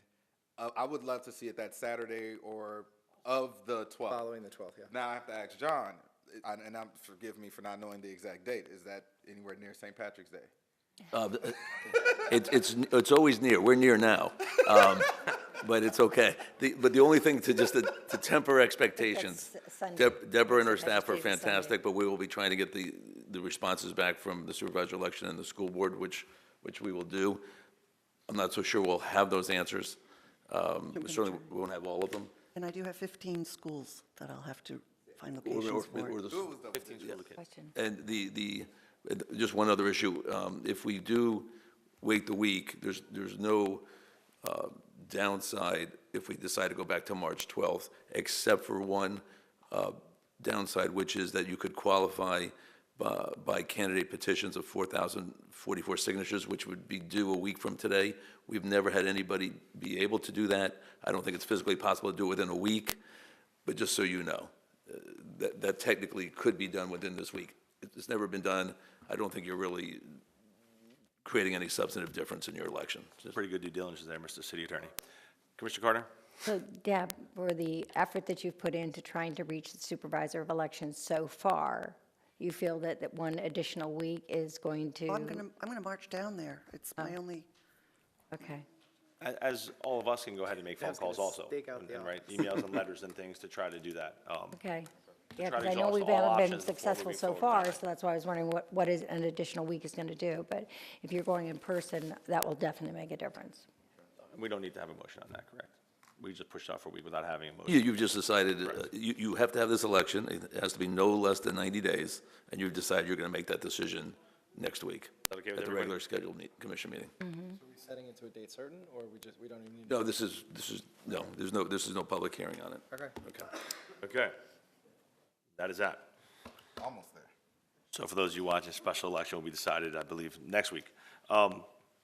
The city attorney mentioned an appointment process, as did many residents that came up to speak at the meeting. I have my own feelings on this. I was somebody that sat there at the podium and went through that process while running for office, and I did not want to apply for the appointment. However, my opponent at the time did apply. So when he applied, and if you go back and you were to make a public records request, I believe I got mine, it was time-stamped in just under a minute, with just a few seconds left for the deadline. I got my application, and I struggled with it, but I didn't feel that it would be fair if they were to get it, and I didn't. So my meetings that I met with each individual commissioner, on top of speaking there at the podium, was, you know, listen, don't appoint me, but please don't appoint my opponent. Don't do that. Some of the names that we've heard thrown out there for an appointment, I think are great people. I think, and one of them is my preference for that seat, honestly. However, if it was my mother, who I love dearly, I don't think it'd be the right thing to do. I think historically the city's always gone ahead and had an open, transparent appointment process. I think our residents, some of whom have been on my side on some issues and some of whom have not, kind of see that the same way. And the city of Coral Springs has a reputation of being professional and open and transparent. And I didn't know about the newspaper article until earlier today. I was upstairs, and one of the staff members pointed it out to me. You know, that's a little concerning for me, and I don't want to give that impression. But there are some wonderful choices out there that would make excellent mayors or even excellent commissioners that have tremendous history, both in Coral Springs and in government. I think would do an excellent job. I just think in the spirit of open and transparent government, the right way to do this was the way that we did it before. If we're going to do that, we don't have to do it. But I'm going to go ahead and open it up to let the other commissioners speak. Commissioner Carter. Okay, so that article that came out today was because of me. And if a reporter calls me, I call him back. If you ask me a question, I answer it honestly. And what they asked me was, is there a vote tonight to consider an interim mayor? I said, we have the option. We can, but we don't have to. That was exactly what I said to her. Then she said, who is on the list? I said, well, I've only talked to one person. I've heard a whole lot of other people might be interested, but I've only spoken to one person. And the person that I spoke to, I felt was very qualified for the job. heck, I thought Commissioner Semaglia was very qualified for the job because he knows the processes for the city. We're talking 91 days for someone to sit up here and make it 5 votes instead of 4, like we almost had a deadlock earlier tonight. And that's what I want. I want the odd number. That was the only reason that I was advocating for a 5th person to be up here. I see this no different than Lori Parrish running for supervisor of elections to fix it. It's a fix. It's temporary. It's not permanent. And that's how I see it. And the way Lisa wrote that article, it implied that there was a backdoor meeting when I never spoke to anybody up here. I gave her my personal feelings, not anybody else. And the way she wrote that article, it implied that everybody up here had picked one person, and that was so not true. And I followed up with her. I said, if you'd put those 2 paragraphs together, it never would have come across the way you wrote it. Now, honestly, the conversation was, I gave her all the names that she printed, because those were the names that I heard. Carlos, I don't recall seeing your name in there, but I did give her your name. I did, because I heard. No, I'm not done. So, like Larry, Commissioner Vignola, sorry. Larry's okay. Okay, thank you. You know, again, we only have, especially if we take this, it was 103 days. Now, if we take this additional week, it's going to be 91 days. For someone to sit here and be a potential tiebreaker. Now, there is no question that this commission and this city respected and loved our past mayor. His value system, everything he thought about the city. Now, I'm not questioning somebody else's value system and how much they love the city of Coral Springs, but if there was one person in that article today, I found them to be incredibly aligned with Skip Campbell and his value system. And for something temporary and a temporary fix, that's what I wanted. That's what me personally, nobody else up here, it was just me personally. Now, that person is Senator Weinstein, or Judge Weinstein. He was a senator. Just the things that he has done since 1977 as an attorney, I thought, he's got more experience than everybody else that's applying. He has the same systems as Skip. And that's why I thought he would be the perfect person. And I said that to Lisa. But I also said, I'm one vote. You know, it's up to everybody else up here what they want. I'm just one vote. But she didn't imply that. She implied that everybody up here had made my decision. And that's not the case. And I just think that is so important that people know we are transparent, which is why I was honest with her. But she just didn't print it the way that I said it. And those are the facts. So, if we decide, again, it's the option, we should or we don't have to. I think it is a wise choice to have a 5th opinion up here. And I would pick somebody like Lori Parrish who would be temporary to sit in that seat until we can run that election and let all those people say what their qualifications are and how they're best suited for the position, and let the residents decide. I'm fine with that. But in the meantime, I like having a tiebreaker vote, which is 5 votes versus 4. And that's my position. I just want to make one thing clear. I've talked to 3 people, actually. I talked to one person asked to apply. I talked to another person who wanted an appointment. I talked to another person who wanted an appointment. And I spoke to, the only thing I did speak to Commissioner Carter on was I did ask her at one point if she was running for mayor or not. Right. But that was all that was discussed in that conversation regarding that. I just want to know if she was going to be, running for the seat, not applying. And that was it. As far as Judge Weinstein, I think Judge Weinstein is an excellent man. I think he's a great man. He's a great family man. He's I've known him for quite a while. As much as I love him, I love his wife even more. There's excellent people that have deep roots in the community. In fact, a funny story, when running for election the first time, I actually was called for jury duty right before early voting, and it was going to be I believe, a 4 or 5 week case, and Judge Weinstein was there, and I'm like, please, I kind of have a hardship here. I've spent 2 years running for office, and I don't want to spend early voting in your courtroom. But yeah, and he's a great guy, and like you said, he's got excellent resume. But I don't know, as much as I love him, if he's got more qualifications to anyone applying because we haven't opened it up for anyone to apply. The same way I felt at the time when Erdal said he was leaving, I felt like we had some excellent choices here within our organization. However, I think we hit a grand slam with our current city manager by going ahead and opening up to a national search process. And not that somebody was going to be better than Judge Weinstein or than Mayor Brook or Mayor Gold or Mayor Bocard or Carlos Verde, who I just found out might be running. If you do, I wish you luck. But I don't know, and I don't know if anyone up here wants it.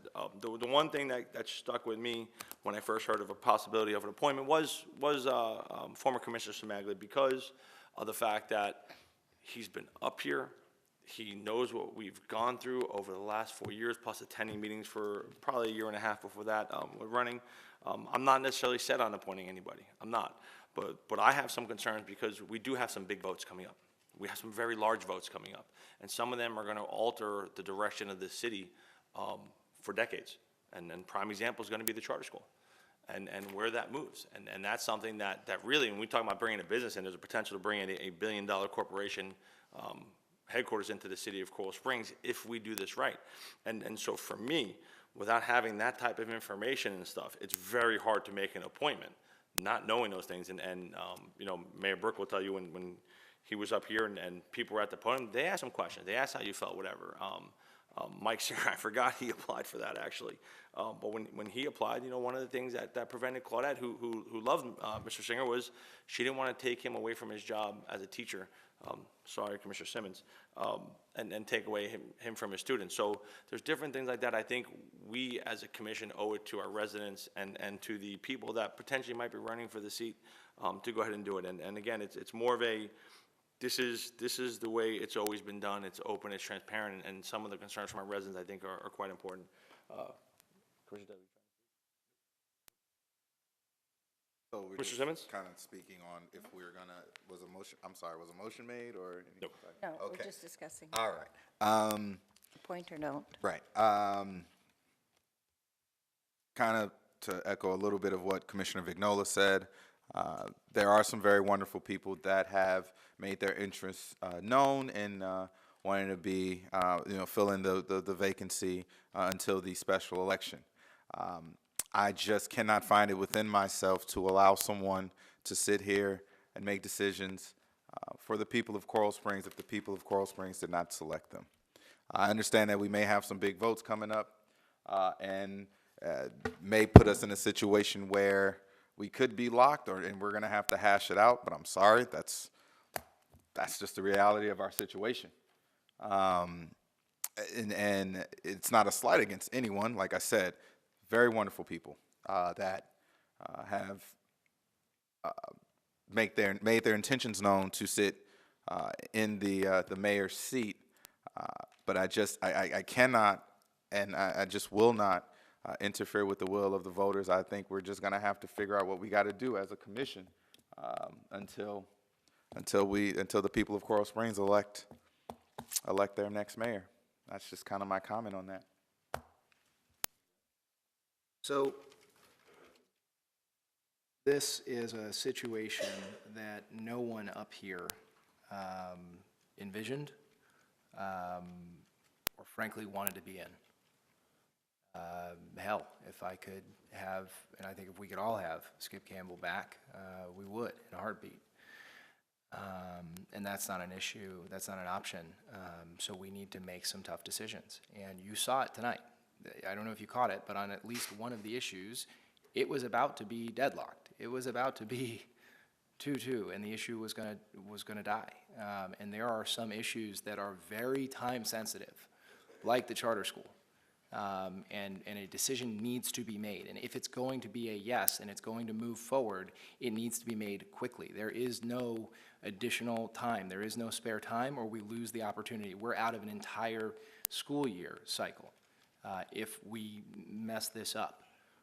I guess that tells you how I'm leaning for the support of the project. But there are some really difficult decisions that we're going to need to make over the next 90 days, and I do think there needs to be somebody in that chair. Look, and Commissioner Simmons, your point is well taken. Even though this is your first meeting and it's dragging on to 9:30, and I think you're the only thing that's changed, So I'm blaming you. Thank God. Your point is well taken, but the charter is very clear that we may exercise that authority. And in certain cases, we don't have a choice, right? If you look at the situation in 2010, the commission back then did not have a choice. They had to make that appointment, or really would have been, I mean, I guess not. You'd have 3 out of 5 people. You have 3 over 5, right? So, I mean, just like that was a unique situation, this is a unique situation. The difference there that you already heard the city attorney point out was time uncertain, right? Nobody really knew what was going to happen with that court case. No one knew if and when anyone would be returning. So you had plenty of time to sit down and go through a formal process and review and interview and all of that. So look, I can understand all sides of this issue, okay? And I can see the arguments on each of the sides. But I think ultimately the way that I'm leaning is I think we need to make an appointment. And I'm somewhere between making it tonight and opening up that process to what I would call and what I would hope would be an expedited review process. Can I ask the city manager, in your estimation, what kind of time window would we reasonably be able to put out the information, get back applications, review them, everything else, and keep in mind we could set a special city commission meeting to do so? Yeah, I think rushing at a reasonable time frame would probably be 30 days. I mean, I think you'd be looking at, you'd probably want, my recommendation would be you'd want it out for applications for probably 2 weeks. You would want people to know about it. Then you would have probably 2 weeks to go through those, interview. You'd probably be looking at appointing somebody if you so chose to the first meeting in January.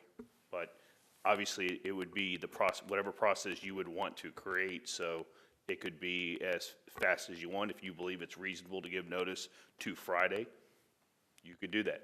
And then we would set whatever special meetings we need and proceed.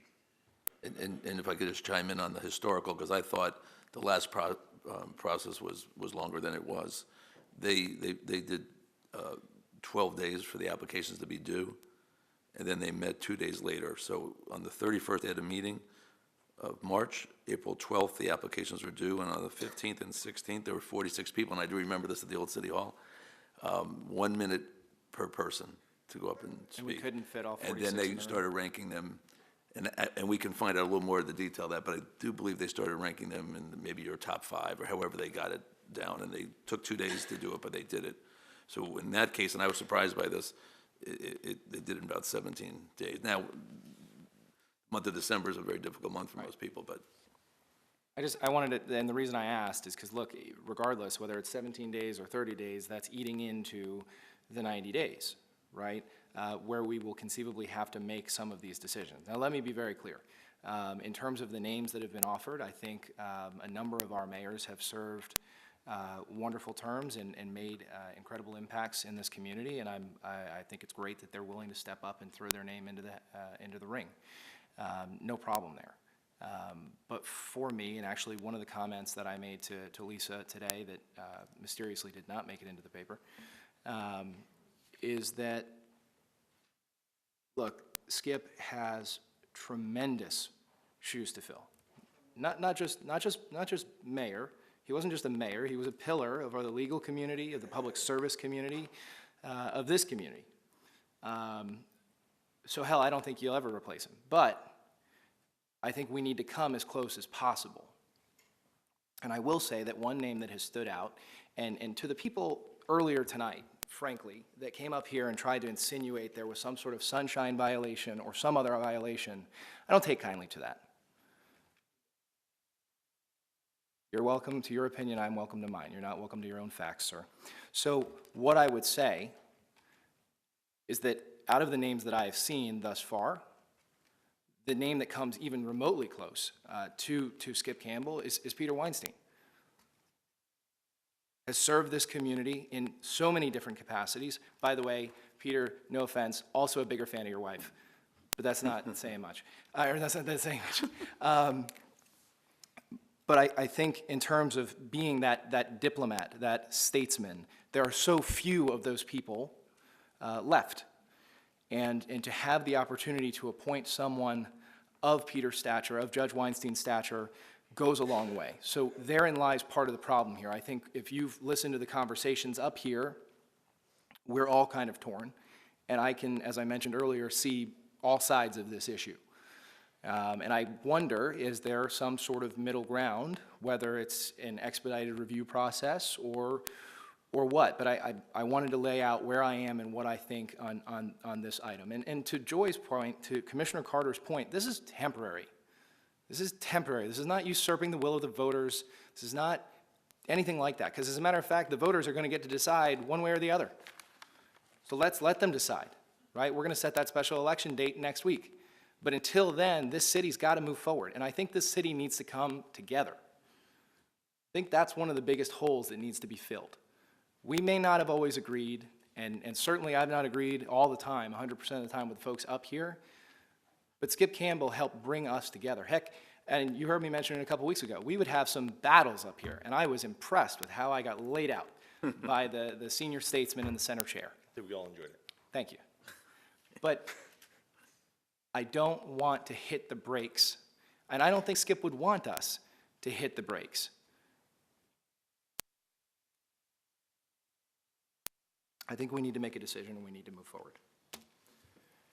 So talking about Mayor Campbell, you know, I did not know before he passed, but I have since learned that he was in favor of moving the charter school to the location that we discussed. And I don't know where everybody else is. And the people that have been discussed for appointments, I don't necessarily know where they are. And then the two that I spoke to, you know, I know where one of them is. The other one I don't know. I don't want to get into a point of us pushing off where we've gone ahead and committed $3 million already to moving this forward and have the city do that. If the appointment process is something the commission wants to do, the commission can do that. I would ask that if that were to happen, that I think that we should look at the way the city's done it historically. And when Mayor Burke was up here and they had the appointment process, they did not want to give it to somebody that would eventually run for the seat and give an unfair advantage. Whether it's someone who's my best friend or my mother or someone who I truly believe would be the right person for the job. To me, it's about more than that. It's about integrity of our elections in this city, and that's kind of where I am on that. So, Commissioner Simmons, I know you want to speak. Well, that was one of the questions I wanted to ask was, you know, what would be, you know, what restrictions would there be on someone if they were appointed regarding the special election? Meaning, would they be able to use the term incumbent or be able to say re-elect or anything of that nature that would somehow give them an unfair advantage over someone that is seeking to gain the will of the voters?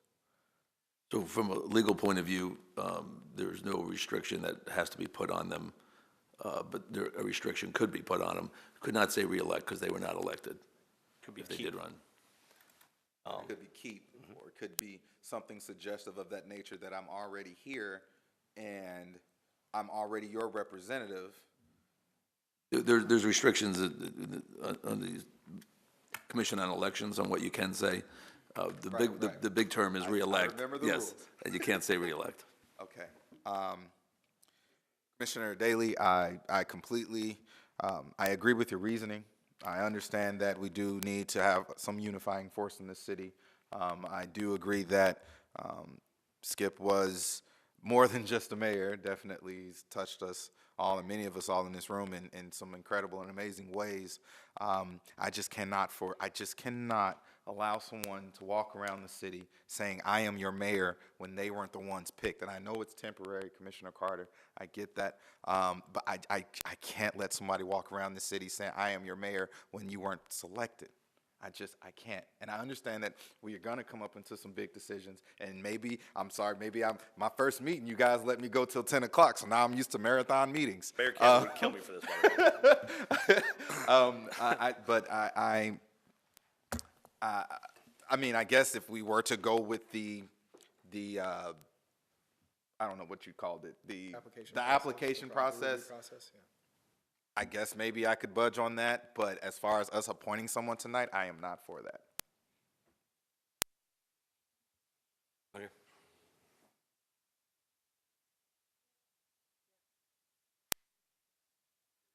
So I guess that is it then.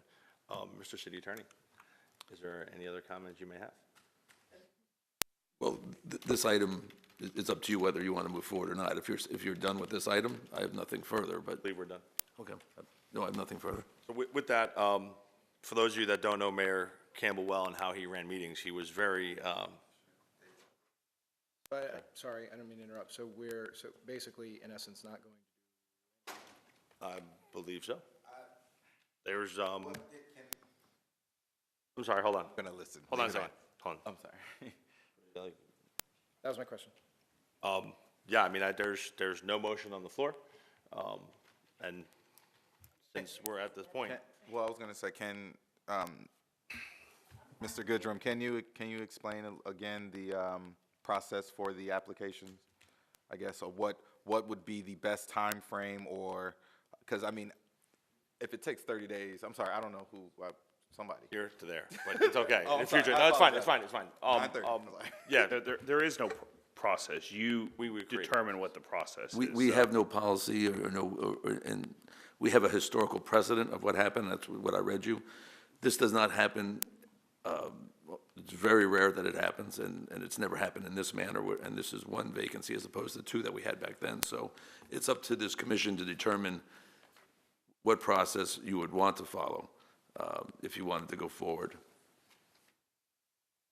And so at this, I mean, Commissioner Vignola, if there's no motion, but maybe someone might want to try a motion, but I understand what Commissioner Vignola is saying. If you can't agree on anything, then the item does die, and Which is Okay, why well, the reason why I'm discussing is because I am trying to see if there is something that we can do. I'm sorry. Well, just to finish, if, and we decide the selection process, and so that does allow public input? Does that allow public input, the application process? you determine what you allow. Okay. It well, does not I require. believe by state law now, before any vote were to take place, we would have to Before open it up to vote. the public. If we were to have an interview process of 48 candidates, I believe, or 46, before they all speak, we have to, Before you they make speak, we the have to vote. open up to public comment. But understand, if we open up to public comment and 40 applicants come out, right, 40 other applicants and all their friends can go ahead and speak on public comment also. Just so everyone's aware of that circumstance. And at that point, when we do public comment, we typically do 3 minutes at that point, whereas Well, you could the limit laws were a that. little different back then. So, right, okay, and the reason, by the way, to be clear, the reason I asked the question of us not doing anything is because, yes, I understand that it would have died, there was no motion, and so we would have just done nothing. So let me try and see if I can make a middle-of-the-road option, middle-of-the-road recommendation here. So I would move that we, and based on what the city attorney had said, the last time we had to do this, it took about 17 days to get through that kind of review process. So I would ask that at a maximum, we allow 17 days, and if we can cut anywhere reasonably to do so, and to entertain an application process to fill the vacancies. So that would be my motion. I'll start with discussion on that. The concern for me is a maximum of 17 days. I would hope that's not for a decision, but for the application process, because as we all know, our schedule sometimes can have other things, commitments, especially during the month of December. So the 17 days you're asking for is for the application process to take place, not for a full decision to be made. Because again, I don't know where our schedules are going to be, and there's a lot of. Let me do this then. Let me amend the motion if that's all right, and if Joy's amendment, maybe the second. Okay. My concern is, look, 17 days from now, for example, puts us somewhere around December. 14th. Okay, thank you. So, I mean, I'm comfortable with us making a decision some point between now and then. You get past that point, and you're almost into, you're certainly into Hanukkah, you're almost into Christmas and everything else, so you get the holidays in the way and everything else. So my concern here, and maybe the answer is not to put a 17-day cap, but make the point that we are trying to get through this application process as quickly as possible. We want to be open and transparent, but we also need to recognize that we're up against some pretty firm deadlines here. Whether we go with March 12th, whether we go with March 17th, whatever it is, there's gonna, we gotta jump at this. We're running out of days every day. So my motion would be that we move forward with what we consider to be an expedited application and review appointment process. Good with that? Second. Okay. Discussion on that, Commissioner Simmons? My one concern moving forward with that is, once again, when we go ahead and go through a process like this, would be to try to not give somebody an unfair advantage in running for the seat, as is Commissioner Simmons' concern. So I would ask that that be something that we take into an account moving forward, is if we were to go ahead and appoint somebody, we ask them publicly at a meeting on TV to give their word that it's not something that they're willing to seek election for and to use this for an advantage. And I think that will, I think it'd be a better way to serve the community. So, understood? So you're basically saying that if we were to decide on someone, that if they were, appointed through the process, that we would ask them to say that they will not run for the seat? Yeah, I mean, we could, I mean, look, we'd be missing, from this point forward, we'd be missing one more meeting, the first meeting in December, okay? If we were to push this process off to past one more meeting, we don't have a meeting at the beginning of January, I believe. We could actually make the appointment after qualifying. So it would be one more additional meeting that somebody would miss, and the meeting that we would have the second week of December, obviously, we would be gearing us towards that process anyway, but I would ask that we put this on after qualifying. This way, we know, and I think that's fair. I think that's a fair assumption. I think, for all of us, we ran for office, how would you feel, even though you're all the best people that could have ran for your seats, right? How would you have liked it if the commission went ahead and appointed somebody else into that seat to use that without it going in front of the voters? I know you ran it against an incumbent, but without the voters having a say, and that's kind of my concern, and I think that was some of the concerns from some of the people that spoke here in front of the commission. Commissioner Carter. I agree with what you're saying. It makes complete sense, but then my concern is not having one of the currently qualified candidates run for the seat now, to have somebody that knows what they're doing in the seat rather than starting from scratch. It's tough starting from scratch, isn't it, the first day? You did great, though. So my concern is, I mean, I think that pool of people who would want to sit there for, by then it'll probably be 75 days, would be very small, because the majority of people who have expressed interest, who have great qualifications, wouldn't want that temporary seat because they want to run. They've already expressed an interest to run. And as was the time when I was running, and Mark Indall was running against me at the time, we both were running, and there were a lot of other people, 40-some-odd other people that we didn't know that had expressed no interest in running, ran for that seat, and there were a lot of good, qualified people. They came up with Ted Mena and Bill Stradling, who I hadn't seen in commission meetings in a long time, who I think filled the seats and did an excellent job with knowledge and historical sense moving forward with everything that they went in front of the commission, not knowing how long that was going to be. But I think you're going to get qualified people. I think this is a large community. I think we have a lot of great qualified people, but I personally would like to see not give an unfair advantage to somebody, and to go ahead and push it past qualifying, I think would be important. Mr. Simmons. And to your point, Commissioner Carter, I think if we allow through the application process, allow someone to be appointed to be mayor, they need to be focused on helping run our meetings, not out campaigning. And so I would say those that really want to run for mayor, go work for it. Don't worry about having to run meetings or learning the system or anything like that. I mean, and if it's any of the people that have considered running, then they have some kind of idea of how this goes. Now, granted, we don't know who all will run, whatever, but I think those that are gonna, if they have a short amount of time, I had 2 years, they have a lot less time to run, then they need to be spending all their time getting to know the people so that the will of the voters is heard. If we appoint someone, they need to be focused on right here. So that's just my point to that. Valid point. So, I'm gonna ask Commissioner Simmons, so you would, be in favor of going forward with the appointment process as long as decisions were made after qualifying, correct? When's qualifying? It would be the January January 2nd. 2nd, If it's March 12th, if it's March 12th. there's a lot of balls in the air here. Yeah. If it's March 12th, it would be January 2nd through the 8th, Thought it was through the 8th. around there.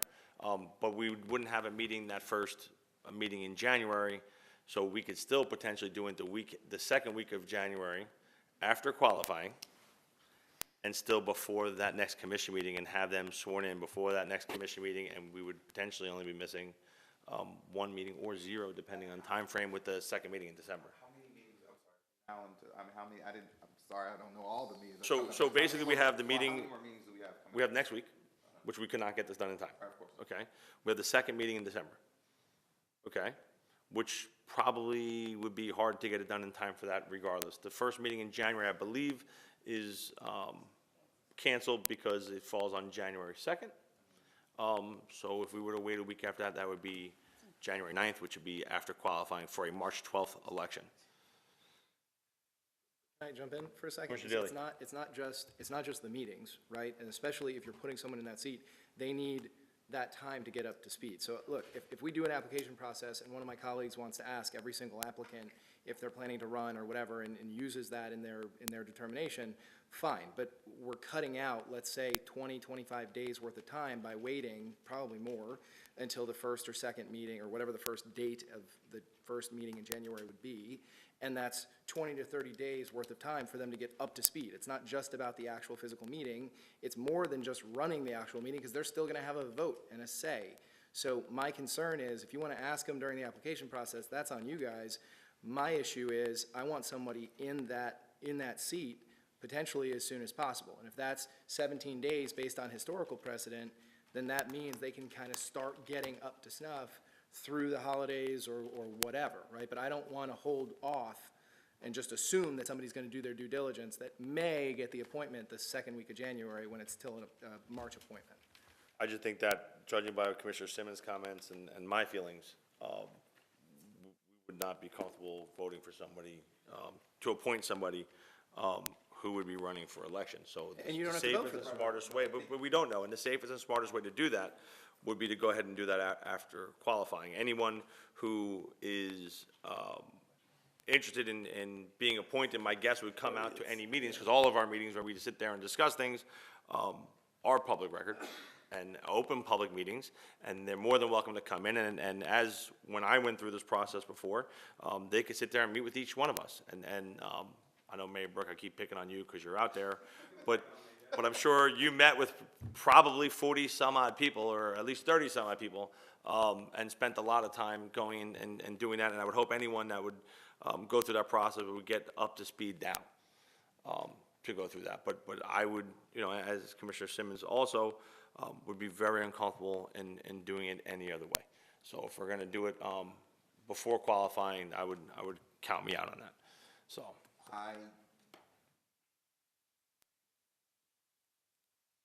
Mr. Simmons. Sorry, I apologize. It's okay. Thank you. I have a problem with it being second week of January. Understand that calendar-wise, it's still going to be hard for us to do this, and for applicants to be hard to do this, and for staff and everything during the month of December. I understand all the events and things that we have going on in December and commitments that we've already made, vacations I've planned, And things like that. understand- It gets kind of tough, and that's a concern, is trying to get us all together, staff together, people who might be willing to be appointed together for a difference of potentially one meeting. It might not be able to get done in that one meeting. And I think it would be naive of us to think that we were guaranteed to have that done before that meeting in December.